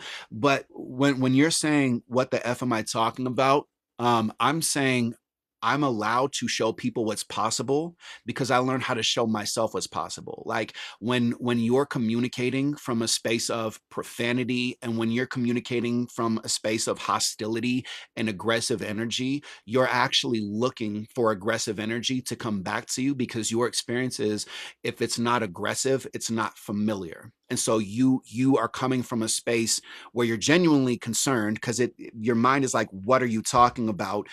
This doesn't make any kind of sense. My whole life has been having to prove and earn respect. But I'm saying now that you're an adult, do you actually show yourself what's possible? Like, do you actually acknowledge how are you interpreting this information? Specifically for that person who just commented. Are you actually acknowledging physically what's going on in your body as you're hearing a man talk about this experience? Are you being concerned? Are you being aware? Are you confused? Do you have a valid, understandable question? Or does it have to be aggressive? And does it have to be stupid? And does it have to be a waste of time?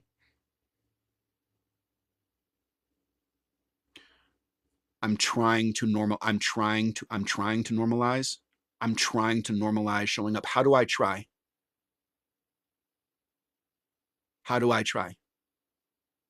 How does one do that? Genuine question. How do I try? What is that?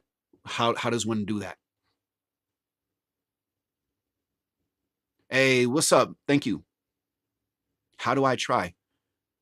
Because try implies that there is failure, and that's implied that there is such a thing as failure. So my question for you is, what's your experience that you're projecting onto me? Half of my message, showing up isn't required, proving isn't required. I get that, but your experience isn't my experience and vice versa. And you're assuming that other people understand what you're talking about. And I don't know if you've ever been in domestic abuse. I don't know if you've ever had a male family member take advantage of you. I don't know if you've ever found out that your parents knew that that was happening to you. And I don't know your capacity of intelligence in the same way you don't know mine. And there's no hierarchy in this conversation, but I'm saying it's really easy to say that. That's like an Instagram quote, right? Where you're going to Bikram yoga and you're shopping at Whole Foods and you're listening to 432 hertz and saying, I don't want any low vibration stuff when other people have no idea what you're talking about, right? So that's new age spirituality to say that people just automatically grasp a conversation and all you have to do is use the law of attraction. You see? So I appreciate your concern. I appreciate that you're communicating from a space of aggression and cursing. I know that has nothing to do with me, but I'm saying maybe your experience isn't my experience, and maybe other people are actually getting value from this.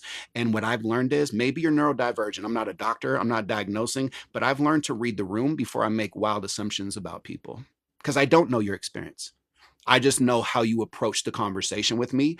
And I know that your anger and your cursing has absolutely nothing to do with my experience or anybody's experience in here. And telling people to stop feeling their feelings logically doesn't make sense because that's not how the nervous system is wired. We can, and I love you too. We can agree to disagree. I'm not attacking you. I'm just genuinely saying we can agree to disagree, but also some people know what you and I are talking about, and other people have no clue what you and I are talking about. And that's the beautiful thing about Earth is that we're all mirrors to each other, right?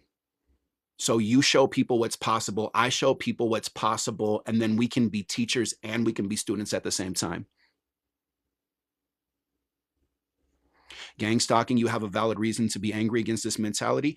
And again, your consciousness can be that people gang stalk you, and my consciousness can be if people are going to stalk me, then I'm going to have faith, especially because you and I both love Jesus. I'm going to trust in Jesus, and if people want to watch me, they can watch me and like what they see. And if people want to threaten my mortality, then I'm going to reincarnate and I'm going to show up better, and I'm not going to live in fear.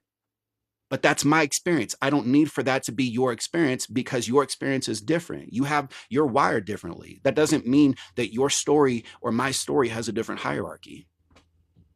You see? So I'm going to stay on track, but I appreciate the conversation. So question for you, and then we're going to get into the good one. If you're somebody who's always had to be good or do the right thing, which a lot of us are releasing in 2026, how would it feel if I gave myself, see if you can actually breathe into this. How would it feel if I gave myself permission to be supported instead of self-contained? How would it feel in my body if I gave myself permission to be supported instead of self-contained? And what if support starts with me? Where am I not supporting myself?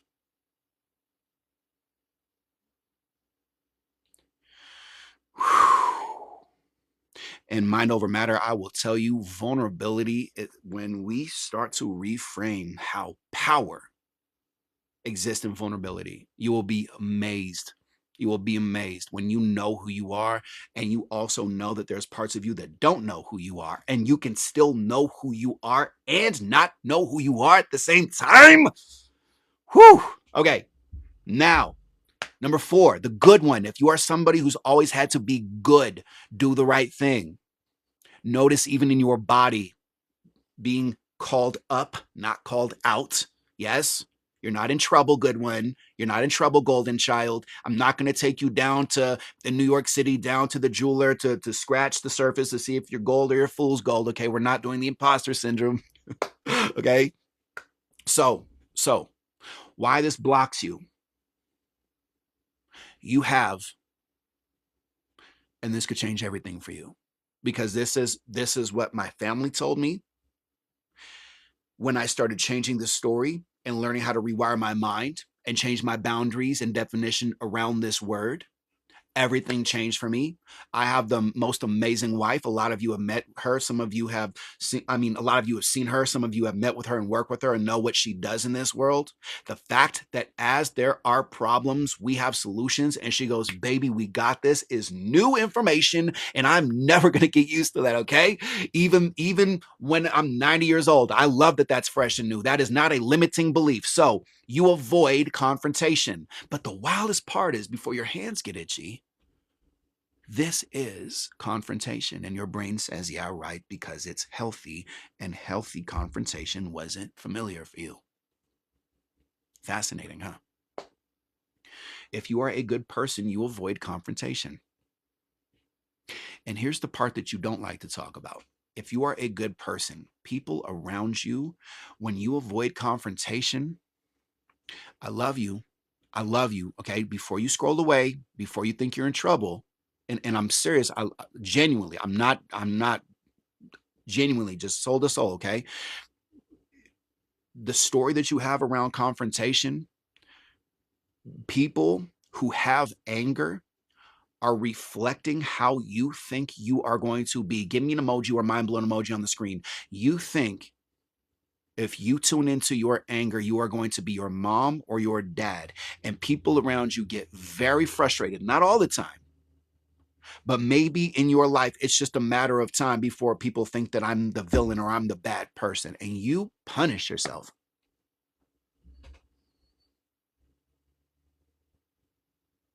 You punish yourself if you are the good person. Do you know what a true person is? Put in the comment section right now for extra credit. What is a true person right now? Look at the comment section. What is a true person doing right now versus a good person? Can you catch it? Because it just happened.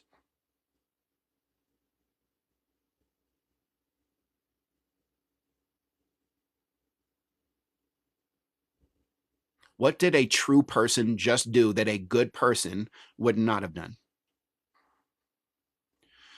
Being honest, look at the comment section. Look at the comment section. It's a trick question. What does a good person do if a good person always has to talk to people and always has to communicate?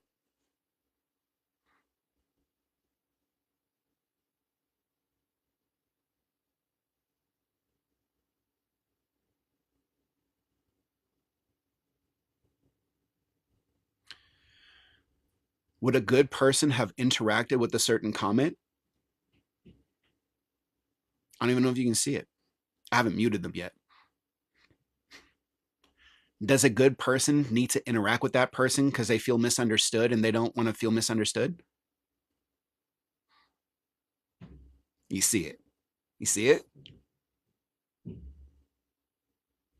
So do you see how a good person would have a whole conversation with that person, deplete their energy versus and does this show up in your life where somebody looks at you or tells you or gives you body language of I'm not listening to you? It's good, right, Slate? And there's multiple times. Listen, there's no hierarchy with me. There's no hierarchy with me.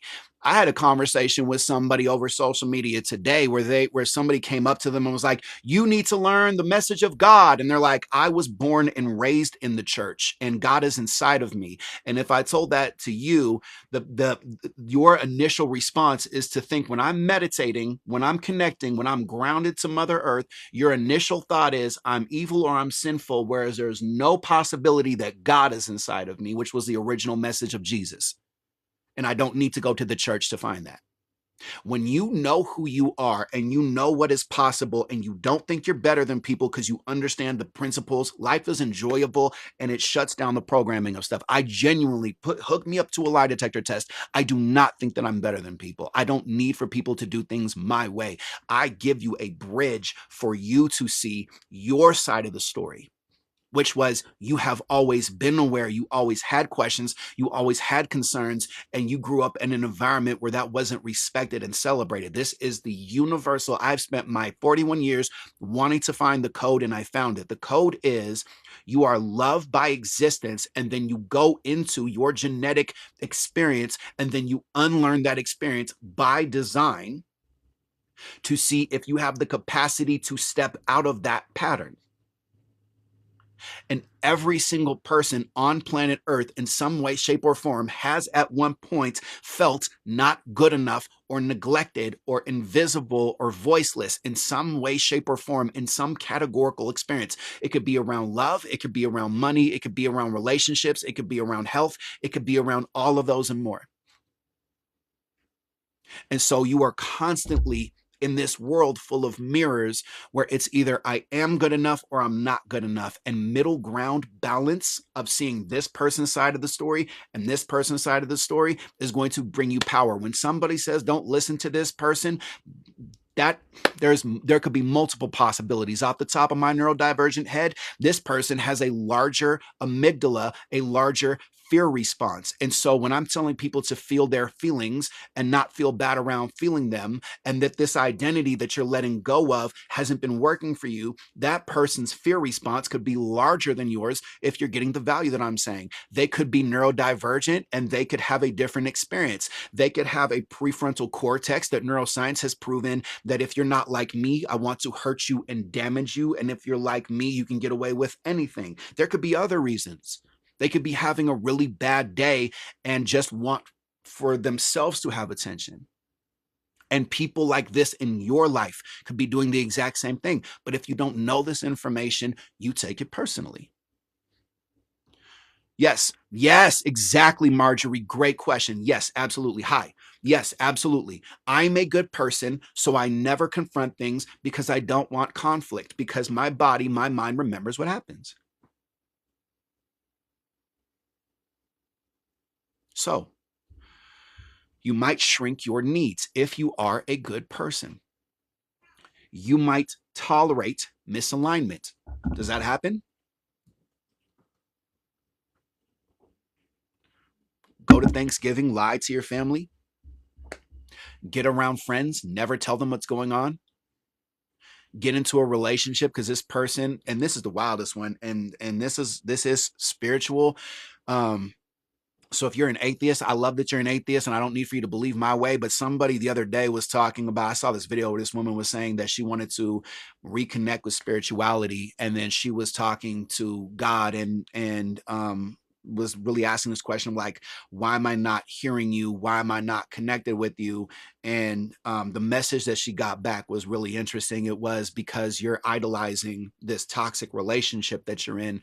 And the hardest thing that nobody's going to tell you if you've been in an abusive relationship is you worship that person. Now, you might not see it that way, and it's not 100% that way, but you put them on a pedestal. And if you are idolizing a human being, like if you're looking at somebody and like they have more, even like when I have sessions with clients, I'm so sorry. I'm a mom and my child wants my attention. We do not apologize for creating life and wanting to show up for yourself. Maybe your son or your daughter has never actually seen you taking care of yourself. And maybe this could be a conversation where you could say, hey, mom's learning how to, you ever heard of a nervous system? Mom's learning how to regulate that. Hey, dad's learning how to feel feelings because grandpa told him that he would get hit. And that's huge. That's a huge awareness. Why do we do that? Because it's childhood stuff. Great question. It's childhood stuff. I wanted the validation of one parent who was always angry, who had high functioning anxiety. And I wanted the validation of my biological mom. So I took on some of her patterns and I got into a relationship with a woman who had big anger and big feelings and did not regulate them. And I told myself, I have to see this all the way through. I have to save them and rescue them. Now, my trauma was layered and it was multifaceted, but it was basically we tell ourselves these stories and we just keep on repeating the story over and over and over again. So, even for example, if somebody deeply and profoundly feels misunderstood, a troll is going to come onto this live stream and speak from a space of you're stupid, you're wrong, you're bad, you're not good enough to validate the story that they can't trust people. So, do you see also, can you breathe into if this is bringing up an emotion for you? There's nothing wrong with me because nobody ever taught me this information. And what a gift it is that now I know that there's nothing wrong with me because now I have new information. And when my brain realizes that I have new information and I'm safe, if I keep on proving it to myself, if I keep on staying in that space, I will rewire my brain. I will fix my nervous system so my system is not nervous in this space anymore. Does that bring up excitement for you? Curiosity, where maybe your curiosity was shamed? Again, 3 sessions, normally 450, 3 sessions, $200 USD. Right there in my bio, 2 minutes of your life. Get an action plan, build momentum, be around the same people, have a different perspective, different tools, step outside of needing validation. Learn how to find stability, and you will be around me. And there are people in here who have actually had sessions with me. You will be in the exact same experience where you normally don't want to communicate, or you don't know how to regulate, or you have emotions that you can't tell people about, where somebody says something or does something and it triggers that old identity. I will show you how to amplify that part of you and how to soothe it, and watch what happens to you in lifetime. The goal is to integrate this in lifetime, to watch how doors open up for you. Better money relationship, better relationships, better physical health, mental health. And Rev Jen, who's also my wife and business partner, make sure you're following her. Right there, she pinned that up. Take advantage of that, because I work with people from all around the world, and you can also get a session with her. She's also a coach in the same way. She's also a shamanic reverend. She offers Reiki. She offers soul retrievals, which are a deep, if you are deeply and profoundly disconnected to yourself, but you know that you have a purpose in this world and you want to tap into your subconscious mind. If you want to know what the ancestors knew about the stars and the planets being aligned, if you want to get real astrology, if you want to be able to tune into any parts of you where you have memories that are just blacked out and just not available, she does that. She charges less and delivers more. So you can get sessions with her, with me, with both of us. So why being the good one blocks you? You avoid confrontation. You shrink your needs. You tolerate misalignment. Your growth stays polite and small. And then you get in opportunities where you could be the leader, where you hold people accountable, but then you don't. And then you stay in the feedback loop and you hit a lot of glass ceilings. I get this. And I also want for you, if you're open to it, to get, instead of judging yourself, this journey that you're on feels heavy. Give me a mind blown emoji on the screen. It feels heavy because you are carrying other people's weight. Rachel, exactly.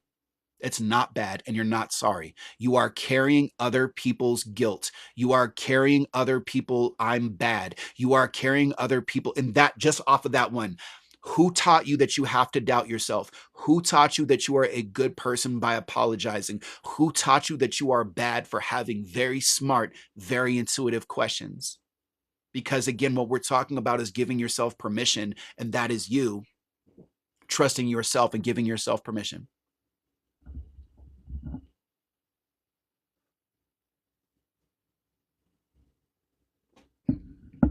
Are you ready for a shift? I want for you to ask yourself this question and see if you can actually feel it in your body.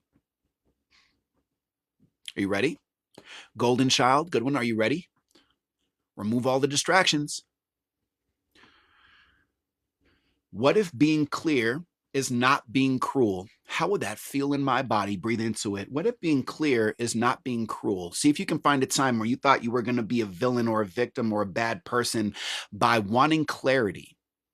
Maybe you wanted to pause, but you didn't. Maybe you wanted clarification, but you didn't ask for it. Maybe you were taught things have to go a certain way. What if being clear is not being cruel? Or maybe somebody in your life has taught you that you can't be direct. What if being clear is not being cruel? How does this feel in your body? What if being clear is not being cruel? And I feel like somebody in here, if you're in a relationship where it's safe, but you're arguing a lot, what if you actually stopped in the middle and you're like, you know what? I'm realizing something. I think, and maybe it's the other person, I think I was taught that being clear is cruel, and that's not. But I also don't understand. And now I'm realizing that I'm performing. Being clear is not cruel. And now that I'm clear on this, I actually realize that I want to take a step away, and this feels really weird. Okay. What if being clear is not cruel? What if your parent gave you limited information and that was their way of self regulation? That was their coping mechanism. I have to learn to be gentle along with my directions. It's tricky. Do you want to know why it's tricky? Because you have to. But what happened when you had to do things if you didn't do them correctly, Jackie? Great awareness. What happened if you had to do something and you didn't do it correctly. Spiritual lad, I would definitely say take advantage of the offer that we have. And again, you can just work with Jen. I think you've seen her here and there, but she can tune into those. Her specialty is like, I see this and I see this and I see you by this door. It's amazing to watch in live time. That's how I got here, by connecting with somebody more in the shamanic space. You got put down. So then why on earth, if you're saying, I have to do this, how can you? Your nervous system is like, we have to, And then you want to know the wildest part? Nobody tells you. You rebel against yourself by not doing it because you have to. One more time. If you have to do something that is going to make your life better, you rebel against that part of you where there was consequences. Isn't that fascinating about being human, and you can change this?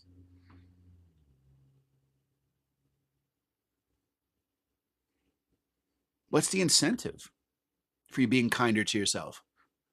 I wish, man, I wish I had a camera. I wish I had a camera. I wish I could show you the room for rent that I was paying, $400 a month in Coney Island. I wish I could show you how long that subway journey was. I wish I could show you how terrible the hallway smelled. I wish I could show you when you wanted to get a cup of water. Like I have this like a glass of water here, my Viking, like that. It's cool, right? I have my Viking glass of water. If I wanted a glass of water, I would lift it up and I would hope, please God, no cockroaches in that. When I wish I could show you when I wanted to get some food that everything was processed and processed and processed. I wish I could show you how there was no eye contact in that space. I wish I could show you what it was like to mop floors and tell people not to do things in the bathroom that were sketchy in a nightclub. I wish I could show you all of that. I wish that you got that I didn't want to be alive, that I didn't like that journey. And it was literally my mindset and my perspective and consistency that got me out of there. And I wish I could give you the feeling without giving it away of the high that I feel, of how truly happy and genuinely purposeful I feel. And I still have sadness. I still have anger. I still have anxiety, and I have tools. And when I go into these emotional states and acknowledge them and reinterpret them, I get physical health benefits. I get mental health benefits. I get financial benefits. I get relation benefits. There is never, ever a perfect time for you to make change. And my wife will tell you the exact same thing. She left when there was no way that she could have left. There was no logical way, in accordance with how she was raised, in accordance with society wants and all that. There was no logical, there was no realistic way that she could have left. Trauma will lie to you. And trauma doesn't have to be some big obvious thing. Trauma could just been somebody screamed, somebody shouted, somebody told you to be perfect, and you were mentally alone in that space, and you had anger and you just wanted clarification, and they never gave it to you. See? What if being clear is not being cruel? Does that add more context to that question slash affirmation? What if being clear is not being cruel? Because isn't it fair to say you always wanted clarity? Exactly. Lillian knows. Isn't it fair to say all you ever wanted was clarity? And isn't it fair to say that you also, as much, watch this one, as much as you want clarity, in your old way of thinking, there's consequences for slowing down and for stepping away from somebody or something. One more time, you want clarity, but then in your old way of thinking, there was consequences for slowing down, for pausing. So you might say that you want one thing, but then your nervous system is like, I need to protect you from this. This is why this journey is challenging. And my wife and I have created, from over 15 years for me, 15 years for her. We have both, the alignments in our marriage are significantly, not coincidentally, mind-blowing and significant. We both not only have the formal education, I want to actually show you, based off of life experience, why this journey is challenging for you and what's on the other side. What happens when you actually stop being this way, when you stop being the good one and you start being the true one? When you're a good person, there is no accountability. And if there is accountability, it's your accountability system is flipped. Your mind is saying, I am accountable by always being positive. I am accountable by always telling people how things should be done. I am accountable by having things go according to plan, regardless of what other people think or feel, because this is what my mom wanted. This is what my dad wanted. This is what my family told me. This is what was genetically inherited. And let me ask you a question. When you look back at that version of you that was told, this is how things go, this is how things have to be done, what did you want that you can now give to yourself and other people?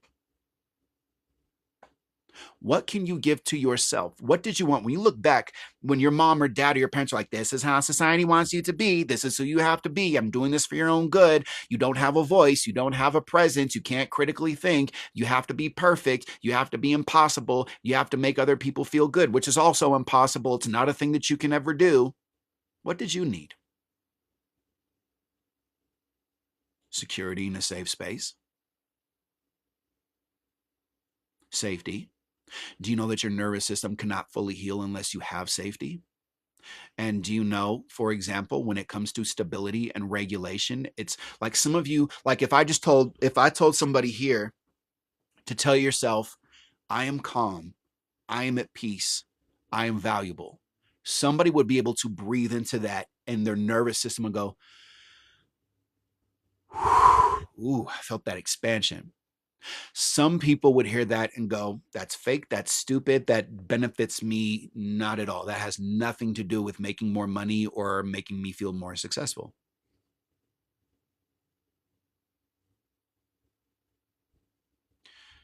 Thank you for all the love in the comment sections. Hello to everybody. Thank you, by the way, for tapping on the screen. Thank you for the gifts. Thank you for the shares. Thank you for commenting. So, what if being clear is not cruel? What if boundaries create respect, unbreakable, unstoppable respect that nobody can ever take away from you? What if boundaries create respect? And a boundary for a quote unquote good person could be, I want to see other people's goodness. I want to see what happens to people when I stop always being good. I want to take one step.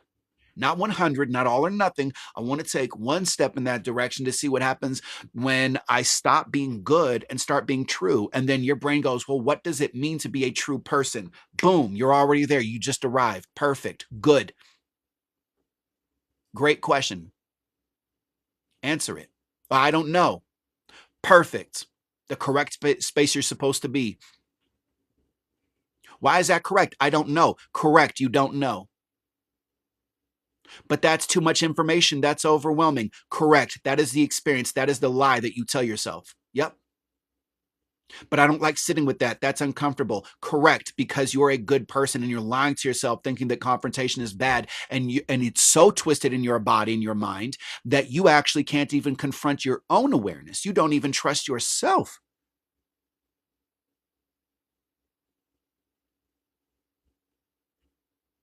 I didn't hear a word he said. I'm just going to pretend he wasn't talking to me. Of course I trust myself. Really? Okay. It's possible. Everybody's experience is different. There's 160 people here. But what happens if you stop smiling? What happens if you stop telling people you're fine? What happens if you actually, like I did with my family, where I'm like, hey, I'm just going to tell everybody in case, because I think you all know, but I'm just going to start being really honest. And this was years ago. I'm in an abusive relationship, and sometimes I think about not wanting to be alive. And when you tell me to smile, I resent you for that. Isn't that fascinating? And when you've told me to be a good family member with the person who took advantage of me, I resent you for that because I've actually never seen them be accountable. And I've been shrinking down for your wellness when I actually think you know that it happened. And I don't think that you're ever going to do something about it because I think it happened to you. And I think you're taking my trauma personally. Isn't that fascinating? And when you're telling me not to go onto social media and to tell people my honest experience of what happened, It makes me feel like I wonder where you're not being honest with yourself. And if you want for me to lie to you, what's your schedule? What days of the week? What time frame do you have in your calendar where I can tell you the truth?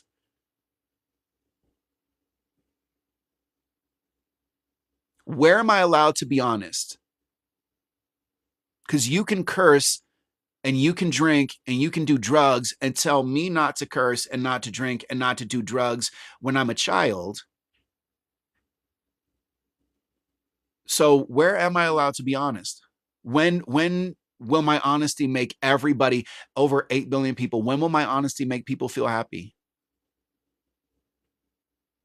Are Tuesdays good for you? Can you just double check? You see what I'm saying? Do you see why, if you're doubting your choice right now, if you're doubting yourself right now, what you're up against? Is it possible? You can even ask your body, hey, body, when I was confused, because not everybody's going to get this. Hey, body, remember that thing that happened to us and nobody showed up for us? Did people actually know that we weren't okay? But only if you want to hear the answer. Because a lot of what we're talking about tonight, when it comes to giving yourself permission, do you know what you're actually giving yourself permission to do? Is to grieve. Do you know that when you grieve, having to lie and having to pretend that you're okay and having to play the game and having to perform, do you know that you get resilience, creative problem solving, higher intuition, better heart health when you forgive yourself?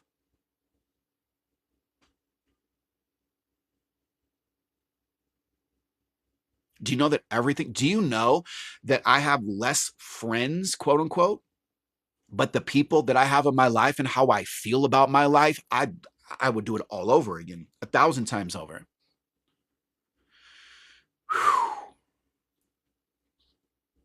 I give myself, just like Lisa said, I give myself permission to be wrong. I give myself permission to be right. I give myself permission to doubt myself. I give myself permission to trust myself. I give myself permission to be two things at the same time. Somebody who is told that they're not good enough and somebody who is getting better at believing they are good enough on their own terms. And again, if you want to get a session, technology is overwhelming for you, I'm going to pop up this box right here. 3 sessions for $200. Otherwise, what you can do is you can join our free program, and when you subscribe, you get an hour for $50. You get 3 sessions for $125. You get 4 sessions for $175. And beyond what I'm talking about is gold. I'm teaching you how your brain categorizes information correctly and incorrectly by design. My wife is in the regulation room, and she's actually helping you understand how you learn information. This is going to do massive healing for your inner child. And you're going to have fun activities you can do in live time. And you're going to be able to have community where you can report back with no judgment, no repercussions, no expectations, just so you can build that inner truth and that inner trust. So again, you can get 3 sessions where it's normally $450 for $200 right now, with an action plan, with notes. Or you can also join our free program, which already has classes and information and education. The paid version has classes. It has way more community, way more accountability, much deeper dives, and you get majorly discounted sessions. There's a women's group, there's a men's group. My wife runs a women's group. I run the men's group. There are monthly classes, there are weekly classes. This is level up, level up, level up. This is going to, the sessions are on Zoom. The classes and everything are in the website / application if you want to download it. It's called School, SKOOL. The sessions are done on Zoom. If you don't want to show your face, I can also call you over the phone. It helps when I see your face because I can give you much deeper reports and action plans when I read your body language. And again, this is going to be the goal. The goal is with, like, why would I ever book a session with you? You want to actually, number one, you want to know that your story is worth telling and is worth living. Like, at the very core of who you are, you want to know that your story has value, regardless of what other people say. This is where I have found, from over 15 years of experience, and again, education, psychology and neuroscience make everything make sense. Yes? You also want to see what happens when you give a real vulnerable share and somebody doesn't judge you and they actually celebrate you and they understand you and they ask questions. And then you realize you have answers and you had awareness and you can change the story that you've been telling yourself because you have new details and your nervous system and your brain are capable of changing when you emotionally shift the way you feel about that story.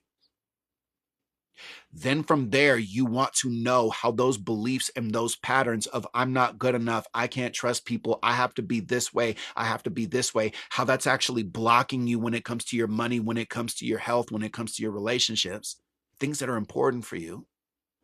And you want to know how to actually step into your story and your pace and to have boundaries when people judge, when people have questions, when people have a certain tone of voice that triggers you. You want to know what that's connected to and how to see that as an opportunity. Thank you, Lisa. I genuinely appreciate that. So, expansion requires disruption. Do you know? I feel like somebody felt that in your throat. Do you know your love disrupts? Do you know this about yourself? Your love is disruptive. Would you like proof? Let me see an emoji or a yes if you want proof that your love is disruptive.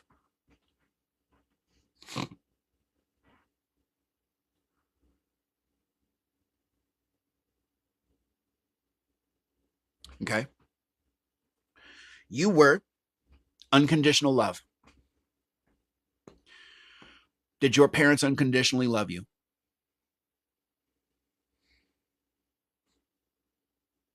Unconditionally. Not the right answer, not the good answer, not what society wants to hear. No. Nope. Nope. Nope. You disrupted them. You were unconditional love. You wanted connection. All that you were doing was using your mirror neurons to mirror what your parents were doing. Your parents cursed. They told you not to curse. So you mirrored, okay, so then I'm going to lie. I'm going to lie. You're lying. I'm going to lie too.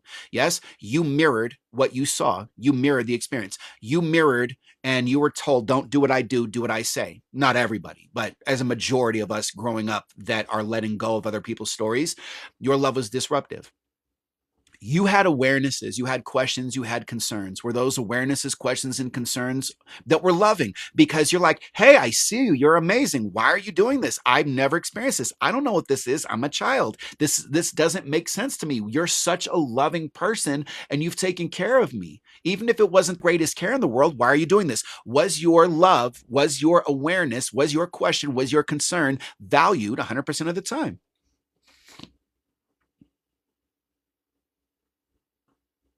Was it? Somebody, I'm telepathic, somebody's in this comment section. They're like, but my parents had it harder. Okay. So if you're not thirsty right now, there's water in here. Yes? In my Viking cup, there's water in here. So if you're not thirsty, and I am, should I stop drinking water? And then your brain goes, that doesn't make any sense. And I go, exactly my point. I'm so depressed. And your body's like, yep, you are depressed. And your nervous system goes, yep, this is our experience. And your ego goes, yep, we're depressed. And then your brain says, let's find more validation that we're depressed. Would you like to actually end depression? You want to end depression today? Do you want to? It'll shock you. And then you can sit with it. Would you like to? You want to end depression? No, I'm serious. You want to right now? And you're not going to answer this question right now, but you can write it down and you can sit with it. The question is for your depression, and this isn't you. This is just an archetype. This is an identity. I want for you to imagine that you're talking to this other version of you because now you're here. Now you're here, now you're here, now you're here, now you're here. Present, present, present, present, present, present. Depression is the past. I want for you to find this past version of you, and I want for you to ask them until you have the answer because it's not going to happen right away. Why are you being selfish? And they're going to get defensive. And you're going to stop and you say, no, no, no, I get what you're saying. You don't know what I'm talking about, but why are you being selfish? And then they're going to get defensive again and say, but I'm not being selfish. I'm not being defensive. What do you mean?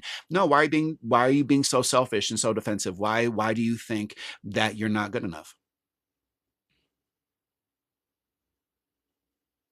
Why did you make mom's BS about you? Why did you make dad's BS about you? Why do you think society knows you? Society doesn't know itself. Why do you think other people's lack defines your worth? Why do you think other people's lack defines your worth? Why are you being so selfish? There are 8 billion people right now. There's 155 people from all over the world right now. There's more of them. Let's be purely analytical, regardless of success and all that stuff. There are almost 400,000 people that have heard my story of me saying as a man, I was in an abusive relationship. I experienced SA at a level where it is certainty that I had CPTSD. Raised by lesbians, gay biological birth father. 391,000 people are like, I love that. Do you think 8 billion people love that? Or you think some people want to see me burn?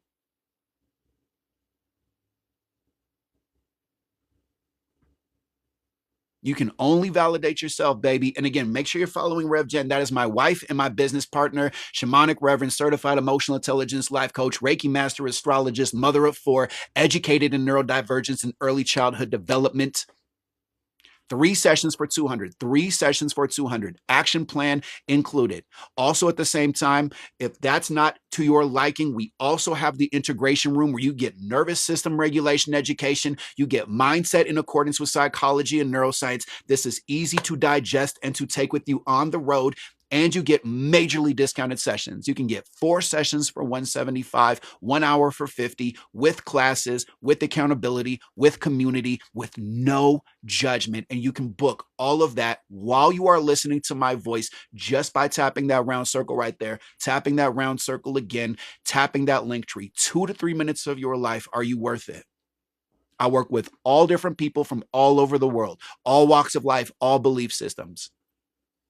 I'm not telling you to do what I do. I'm asking you questions and proving that you have all of the answers. And again, Jen can tune into those parts where, like, what happened when I was 5 to 7 years old? There's no memories. She can tune in. That's what she does. Your ancestors had somebody like her in their community. My school is stuck at pick upload. You can message me unless Jen is still in here.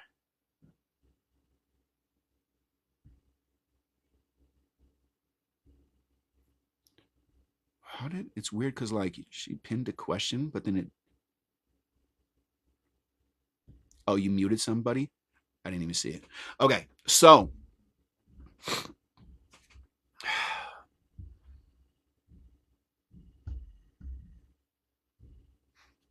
when it comes to the change, how would it feel if you gave yourself permission to speak clearly and risk being misunderstood?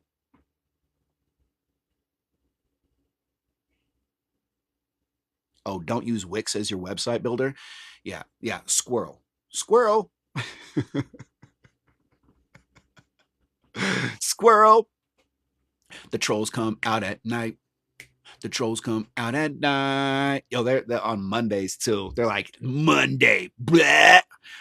And I hold up the mirror and I'm like, you're lovable. And they're like, no, I hate sunshine. Ah. Please learn boundaries. Get that. Someone's on the fence. You got this. Get that session. Join our program. Subscribe. Do what you need to do. Move forward. Get around. You will be amazed. You want to know why the sessions and why the integration room is so amazing? Do you want to know why specifically why we've created this? Because when you take, and again, there are people who have worked with me that are watching this right now. When you take that thing that blocks you from progress of what if he, what if she, what if they, what if this, This has never happened. This isn't possible. I can't be this way. I can't do this. All these things that block you. When you take that into the session and that gets acknowledged, then you start to realize there is a whole other world that you are missing out on that is healthy, that is divine timing. I had a woman one time get on a session with me, and she worked with a psychologist before, and we're talking, and I set a boundary where I go, call out anything that you don't like. I will not judge you. Even if it's about me, even if it's about this session, we can find a pattern, we can find a solution, we can find a breakthrough. She goes, the last psychologist, because you talk about psychology, the last psychologist that I worked with, they lied, they manipulated, they didn't show up. So I got a solution. We had a breakthrough. They're thriving. They're doing better now. For every single problem, imagine having a solution. So, how would it feel? Ask yourself this question and breathe into it. If you're somebody who's had to be good, had to be the golden child, because I'm getting ready to hop off here in just a little bit. How would it feel if I gave myself permission to take my time, to find stability, to regulate, speak clearly, at the risk of being misunderstood? How would it feel? Hey, body, try. No, really, ask your body right now, out loud. Be weird. Your body's listening to you. This earlier, somebody said, I have depression. You have depression because you are not listening to your soul. You're not listening to your body. You're not listening to your emotions. You're not listening to your nervous system. You're ignoring yourself, and nobody educates you on this. And you're not stupid, and you're not bad, and you're not wrong. You're stepping outside of the program that your ancestors never stepped outside of. This is an honorable, courageous thing that you're doing. You don't believe in energy and Reiki? You don't have to. You don't have to. My wife and I, for example, we work with couples and with singles and with business owners that absolutely have nothing to do with Reiki and energy work. This isn't like when you get a session with me, and if you set that as a boundary, we're like, Reiki's not my jazz, Reiki's not my deal. Perfect, beautiful. Let's talk science, let's talk psychology, let's talk biology, let's talk very factual, pragmatic, grounded conversation so that you can factually, analytically, biologically, genetically understand why you make the choices you make when you make the choices you make because of who you've had to be around the people that were not accountable. Totally get that. Absolutely no judgment. Thank you, Kizzy. I really appreciate that. We do our best also to make sure that you can financially step into these spaces. And also, if you are abundantly financially able to get a session, if 3 sessions for 200 sounds very affordable to you, and that's not a problem for you, there's also earning your trust in a digital space. So the question is, hey body, out loud, hey body, how would I feel if I gave myself permission to speak clearly and risk being misunderstood? Can you show me? And risk being misunderstood. Can you show me? How would it feel if I gave myself permission to speak clearly and risk being misunderstood?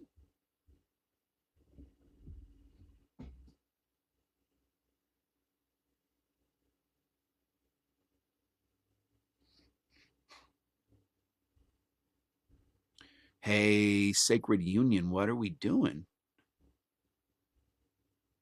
Hey, Sacred Union, what are we doing? Are we scamming on a Monday night? What are we doing?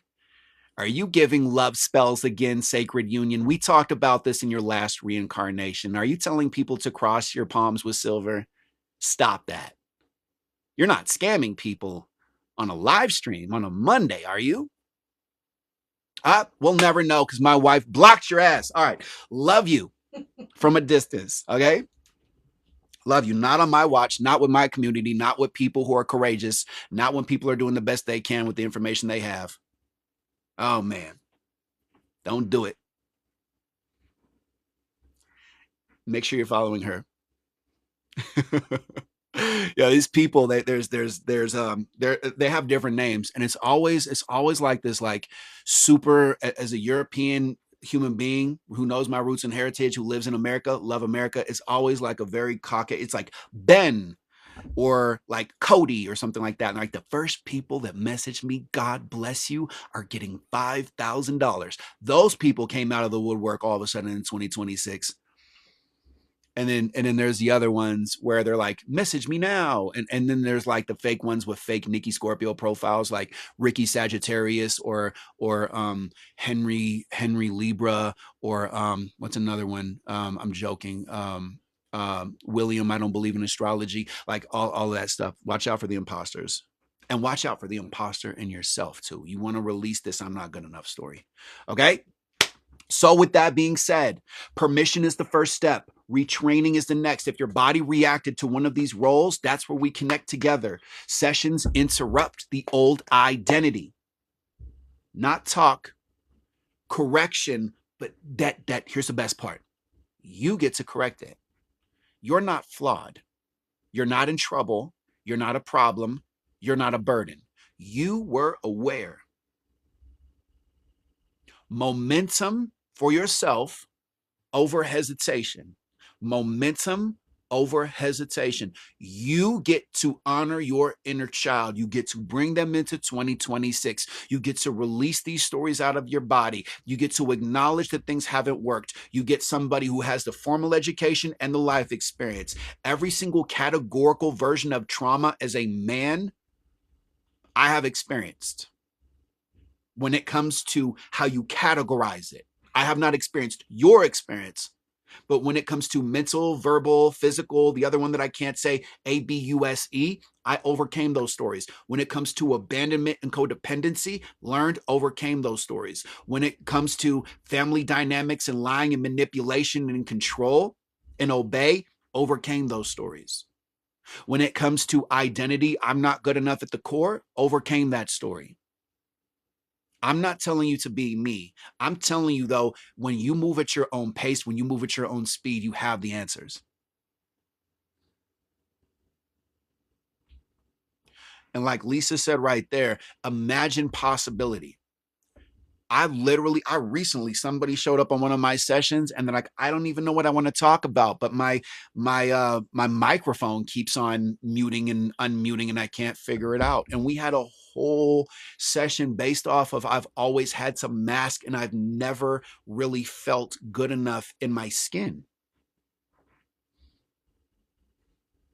Business owner.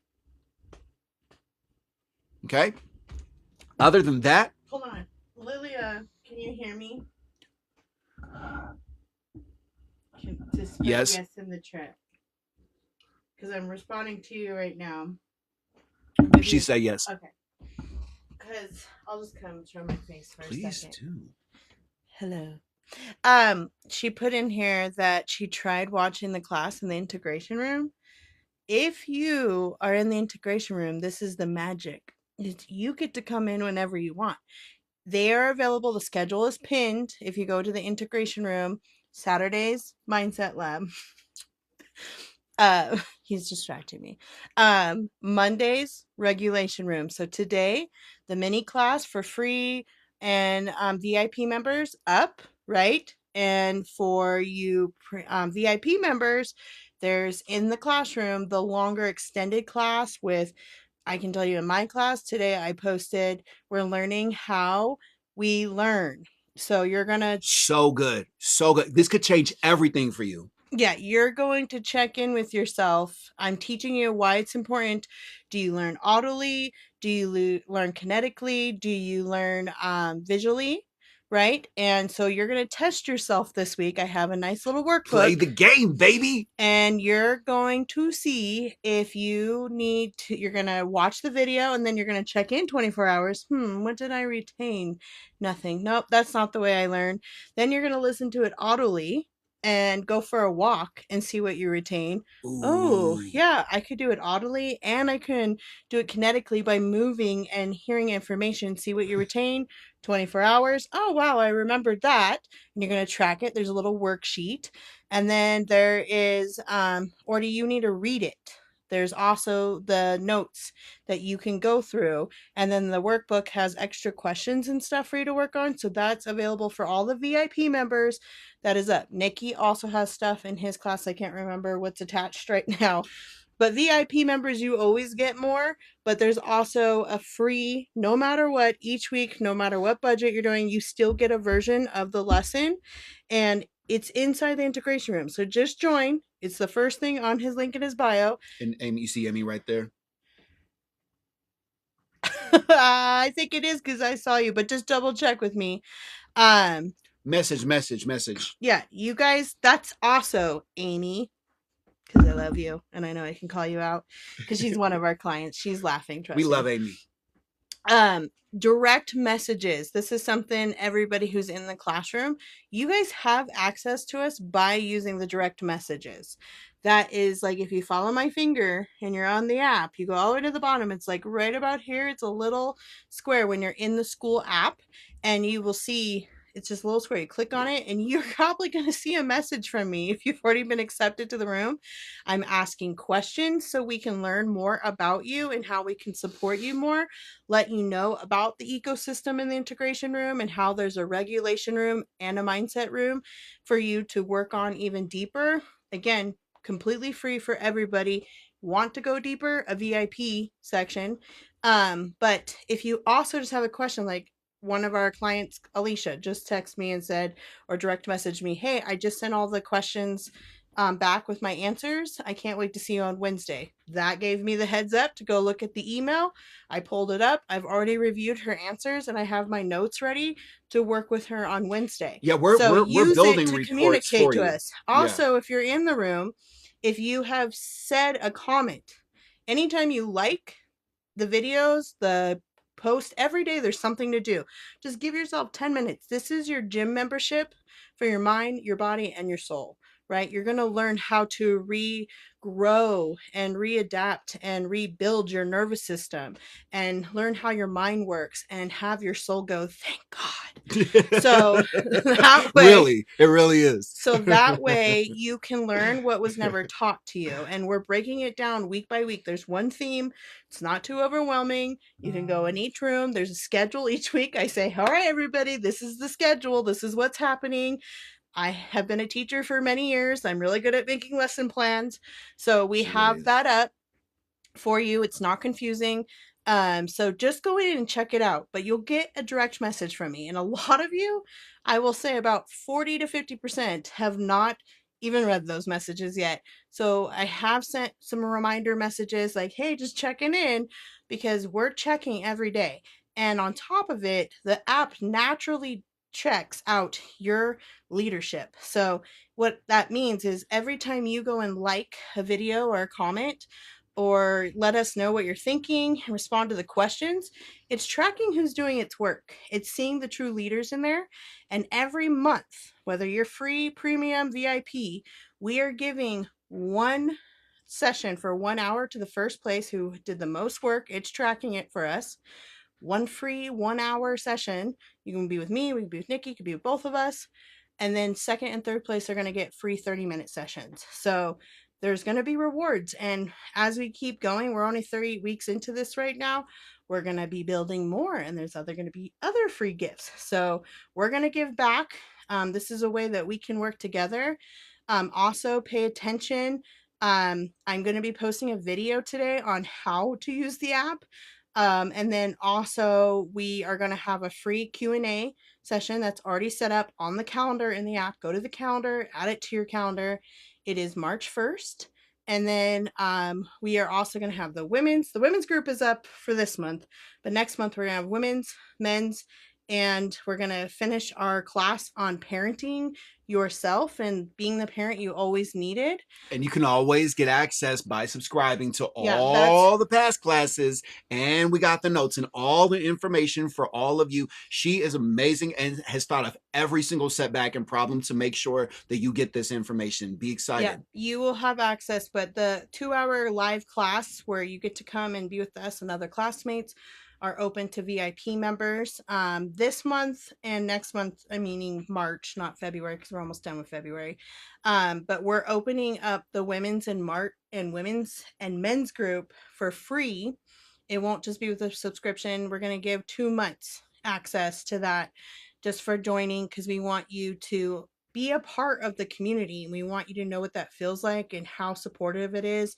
And with the women's group, I have a question and a conversation with them each month, and I open it up for us all to talk together about it and come up with solutions, and it's really powerful. So we need more men, though. The men are still signing up for that. So thank you so much, Yes. Lauren. I've been seeing your comments. I know she's going to be on the leaderboard this week. Like, she's had the most comments. I'm like, I haven't even met Lauren yet, but like, I'm loving her energy. So, and I know Lilia's in there.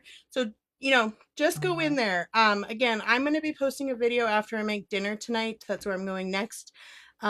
Where I'm going to walk you through the ecosystem visually, because as I'm teaching this week, we're not all audio learners. We're not all kinetic. Some of I'm us need really to excited visually about see this one. things.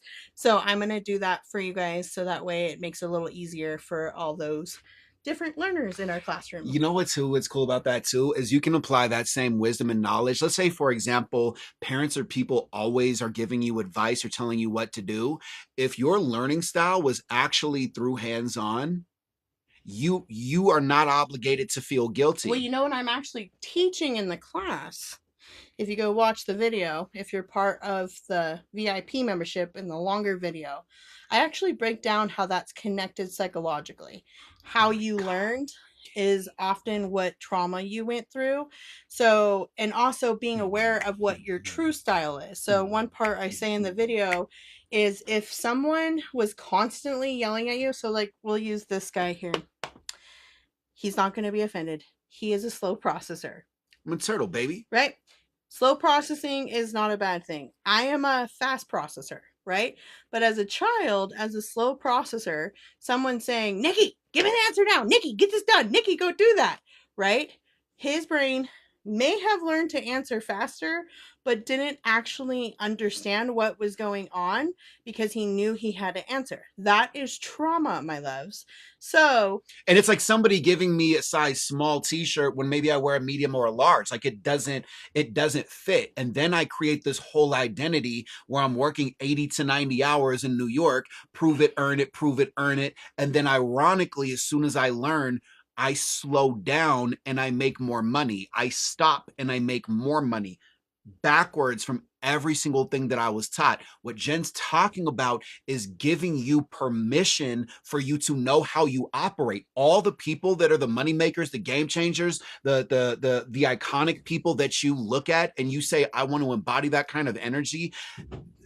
It's counterculture how they move. They don't fit into that box, and you've never fit into a box. Learn how to take the box that you were brought into and turn it into a rocket ship. well, it's also learning like this may have been the box that was handed to you as a child, and you're like, oh, thank you.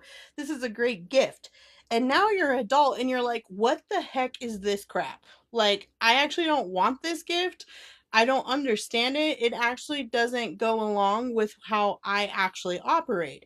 And that's the part here. So when you come in to the class this month, that's what I'm teaching you in the VIP section. I am doing a mini version of it, but it's much deeper with the VIP members. I'm giving you the test. I'm helping you through the workbook for you to discover how you actually learn. Do you need more time? Do you go quicker? Do you need to move around to understand things? Do you need to hear it audibly? Like maybe somebody gives you written notes and you're like, I still don't understand this. That's me, right? But then I hear it audibly, and I'm like, oh, okay, that makes so much sense, even though it's the same exact words. It's really important that you learn your style so that way you know how to get the information. And Nikki is helping in his classroom in the mindset lab. He's working on the categories your brain puts everything in. So this is why we have an ecosystem. You're learning how you learn, what are the categories you're using. So like, right, something bad happens to you and your brain goes category. Oh yeah, this hurt me one time and person is now going into the hurt me section. You need to be aware of that hurt me section because not everybody belongs there. And by design, your brain miscategorizes this information. And the more that you get that it's a game, and that's why we've created this program too. Because be very excited, because with what specifically with what Jen is promoting, when you actually watch the video, and some of you are like, oh my God, I get it. And some of you are like, I don't get this at all. And then you communicate that and you're not judged. And then the next day you read the same information, you go, oh my God, I get it. Or some of you go, I don't get it this way. Then you learn your learning style. All you need to do after that is find ways to communicate with people. And where I can add value is when those fears show up, when those what ifs show up, when the judgments show up, is mindset, how to have an opportunity. So what if you were always consistent? What if you always had momentum? And what if when you lost your momentum and when you were inconsistent, that was also an opportunity to grow? And that's, again, for every single problem, we have the solution. And you have community, well-educated people in your community, people from all over the world. Yeah, there's a cool map that shows where everybody is too. Sorry, I didn't mean to cut No, you no, off. no, you're perfect. But I because also wanted to show a backup please do. where my mind is. So once you discover this and you do the works inside the classroom, especially VIP members, you're going into these extra classes. And again, to answer Lilia's question, it's not a live class. It's a pre-posted class that you can go do, on your morning walk, or you can, before you go to bed, you can sit and read the notes, or you can put the audio version on. Why we're teaching this week is because we want you to start being able to identify how you learn and what categories you're making. Because when we bring this into the integration room, which is the full ecosystem, we're going to start testing you guys to see what you figured out. But also, now from this point on, we're going to have all three versions available with our classes. So if you're more of an audio learner, you can just go to the audio. If you're more hands-on, we're going to have a new unique way for you to do it hands-on. And if you're a visual learner, we'll have stuff for that. Oh my And God. How now, much time are you going to on save? top of it, if you work with us, right, you're clients of ours, and if you're VIP, you get huge discounts. You get 3 sessions for $125, right? That's like over 33, like $34 a session. Come on, you can't get cheaper therapy than that. And when you come into the session and we already know how you learn, then Nikki and I will adjust your notes. Yeah, like we're building a file so that you're really you're seen, you're respected, and again, you have that momentum and you get that consistency. So again, Monday, you can start one day or you can start day one. You can start Fridays, now. Every Friday, right? We have the theme of the week, and this system is in there. So Friday is the theme of the week. Then Saturday, you could just go, right, in the mindset lab, and he's going to do the lesson. So there's the free lesson, and then there's the advanced VIP lesson. And then Sunday is my Sundays with Rev Jen podcast. And so you'll get to see my podcast come up. So it just gives you something to listen to and work through. Then Mondays is the regulation room where you're back with me and we're working on, like I said, we're learning how we learn this week. And that is connected to the theme of the power of initiation. And then we're going to bring it all back into the regulation room on Wednesday. So in between, there's posts, there's questions, there's a community chat where you guys can all talk with each other. Just check out. And like I said, there will be a video where I'm going to do a visual, like, hey, click on this, go to this, and how to do it. Okay. And the best part about this, because I can hear somebody right now, the procrastinator, the always have to go version. For every single part of you that thinks that you always have to go and change is impossible for you, this is time manageable. This isn't a whole commitment. This is deliberately, you'll notice the name of the program is the integration room. Do you know how many concepts that you don't integrate? Do you know how wild it is? How many people, and this is deliberately, directly, intentionally why we designed this. Somebody will walk around saying, hurt people. And somebody goes, you're not good enough. And that person goes, oh my God. And it's like, where's the integration for that, right? It's one thing to know I learn differently. It's another thing how to actually integrate that into your life. The integration is where things happen. There's a lot of people in this world that know information that don't actually realize what it changes when you integrate. It's one thing to really get that I don't like things about my life. But man, when I actually met Jen before she was my wife and I knew what I was working on, and I knew how to actually own that, to say I grew up in a codependent household. So you might notice these things, and I'm self aware. I grew up in a household where there was manipulation, and I'm self aware of how that's affected me. I, I'm aware that I am a human being, and so I want to be accountable. Please call me out. Maybe that hasn't been your experience.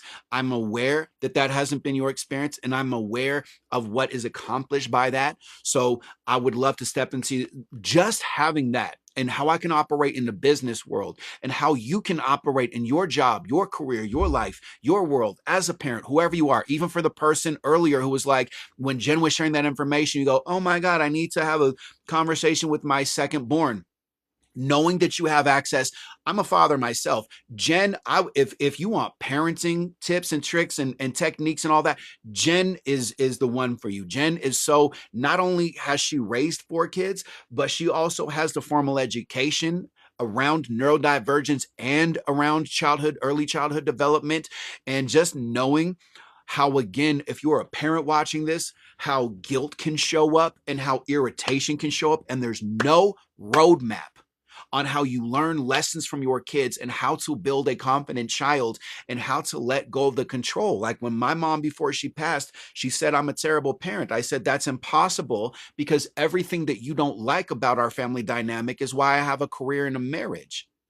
So there's ways that you can navigate that make sense for you. And there's a way of being and existing, as we wrap up, where you can be in the exact same world with the awarenesses, with the lack of awarenesses, with the part of you that you love, with the part of you that you might regret or resent, with the part of you that feels really good sometimes, but then other times it doesn't get the recognition, and how to find a way to move forward without constantly feeling drained or pointing your finger at other people. And sometimes it can boil down to as simple as, if you're a man, if you're a woman watching this, maybe the person that you want to be was not seen in your childhood. So I wasn't raised by a man.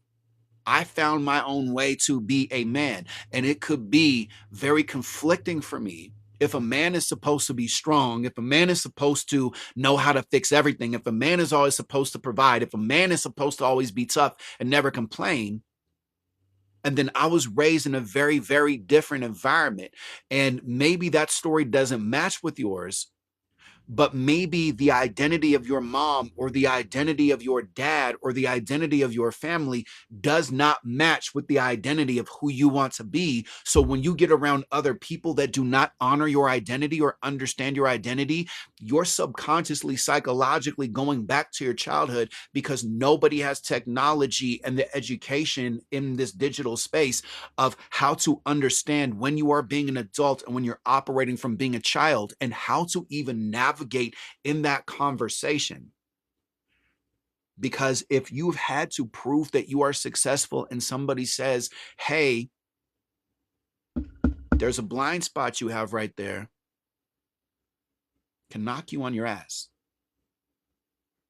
And what we've created, what this program is all about, that's in my bio, again, free to join, free education, free classes. There are people interacting right now. And what the one-on-ones are about is being able to say, hey, have you ever actually been asked what you want? Have you ever actually acknowledged if part of who you are doesn't work for you? Are you tired of expecting to be misunderstood? Are you irritated that things have to go according to plan? And do you look at other people and say, why did they get that? I've been there. I did nothing but compare myself. And then I learned in psychology that's connected to neglect. And I was like, oh, that's solvable. And then I found the affirmations and the somatic affirmations and the ways to reprogram that. And I learned, I get into a marriage and then we have an argument and I respond immediately. And I'm like, oh, That's neglect in a different way. And then I learned, oh, the brain categorizes our experience differently by design. So it's constantly fresh and it's constantly new and it's constantly this puzzle, and we can appreciate it. And then I learned, oh, you can change your emotional response to every single thing with the right tools and the right information.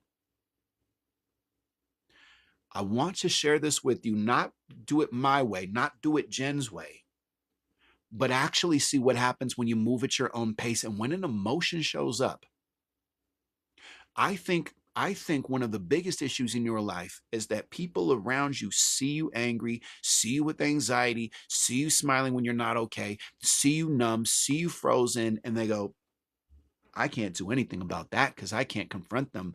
And I can't do anything about that because nobody did anything for me. Or I need to take this really personally because you're having an emotion and that makes me feel uncomfortable. All right. So 3 sessions for 200, normally 3 sessions for 450. Otherwise, if you want more options, more value, more of a deal, you can join our integration room in my bio. It is free to join. Check your DMs because Jen is messaging you and we want to give you information that is aligned with your intention. I just sent Amy one. Just gonna do proof here. Amy, I just sent you your message, okay? And I have the link to the classroom. You're good. I double checked. So I just want to make sure you're going to the right space. But on the app here, if you see on the bottom, it's got this little thing. This is where you guys want to click. And these are all the people I've sent messages to. Amy's so cool. And that's and that's So and that's another thing too. So check your and you've DMs. got free gifts in there. And as we continue to build, when we start doing these live streams in the school application, I love the one-on-ones. I'm so excited for you all when we do the group lives. I'm so excited for you all to see how amazing you are. Like I genuinely, I don't sugarcoat, I don't BS. It is such a privilege to see how diverse these live streams are. Like if you could really see how there's people from Africa, how there's people from India, how there's people from the United States, there's people from Canada, there's people from Australia, New Zealand, Ireland, Korea, Japan, like all over. If you could really see Iceland, Greenland, like if you could really see how unique and how diverse and how significant you are, that's a lot of this. I don't want for you to look at this world and think that you don't fit in. You're not meant to. Your love disrupts.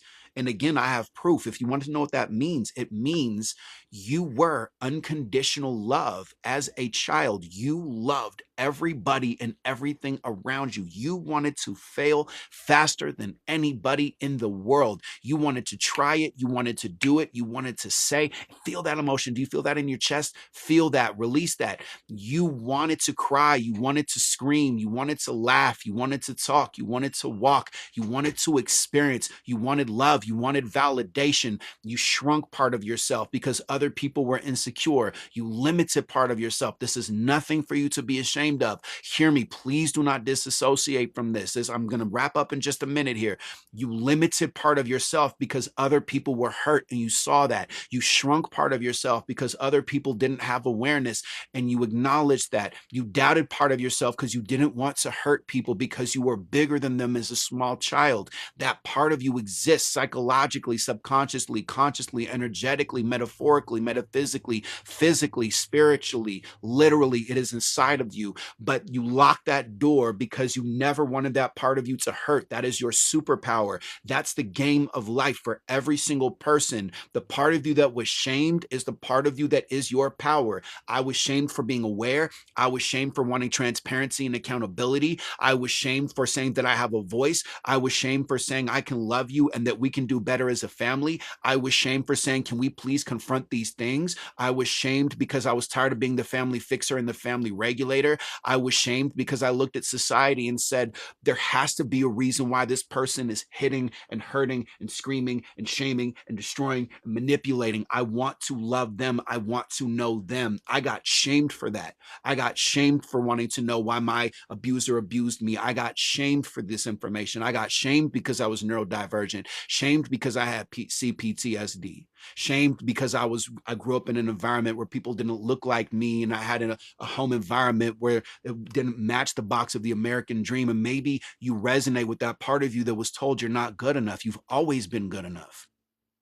You've always been good enough. I promise you. I promise you. And for all of the, but what about them? But what about them? But what about them? I can not only show you what about them, I can also show you somatically, consciously, and neuroscientifically how to remove these stories from your body, from your psyche, so that you can have peace. All right. It can be Monday, which is today, Monday, or one day. You make the choice. It's on you. So in 10, I love you. 9, love yourself. 8, unconditionally. 7, if technology is overwhelming, you have, what does that say? 28 seconds to send me a message. Please be direct with your message. 7, unconditionally love your weight, your style of communication, your physical presentation, your bank account, the choice that you're making, the decision that you're going to make, the way that it's going to make people feel, the way that you feel about it, all the different feelings connected to that. Love yourself, show up for yourself. Number 6, anybody who has ever put you down was having a bad day, had trauma, might have been undiagnosed. You don't need to explore and understand all of that. What you can do, though, is actually ask yourself, what do I accomplish by taking all of that personal?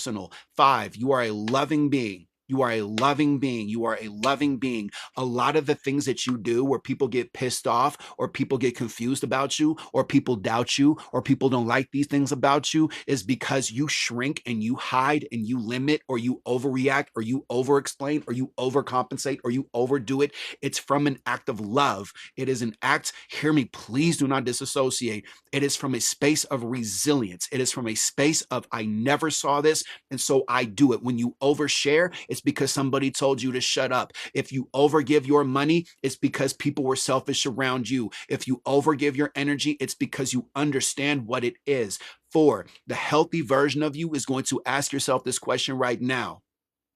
If I'm aware that I don't like something about myself, imagine how exciting my life is going to feel when I start to experience the love and energy that I give to other people, to myself. 3, you have emotions. They have meaning. They're telling you information. It's time for you to stop being ashamed about yourself. 2, imagine if you gave yourself permission to exist, to be alive, to thrive, to get past having to survive. Imagine what would happen if you gave yourself permission to be the beauty standard, if you gave yourself permission to know you are good enough. Imagine if you gave yourself permission to know you've always learned, you've never failed. Give yourself permission, because number 1 is you. It has always been you. It is always going to be you. Without you, I don't exist, and you can't prove otherwise. You are significant. The odds of you being alive are 1 in 400 trillion. There is big change going on in this world. Learn nervous system regulation. You're not tired. Your nervous system has a story. You're not angry. Your nervous system has a story. You're not frustrated. Your emotions are telling you clues. Your nervous system wants for you to pause, to regulate, to find stability. This is what millionaires and billionaires and bosses and successful people do. And they gatekeep this, and that's not fair to you. I want to give you the information in a way that is tangible, that is understandable for you. So instead of you thinking other people have an unfair advantage over you, you get the advantage in your life. The other side where the grass is greener is your side. All right? Love you. Take care.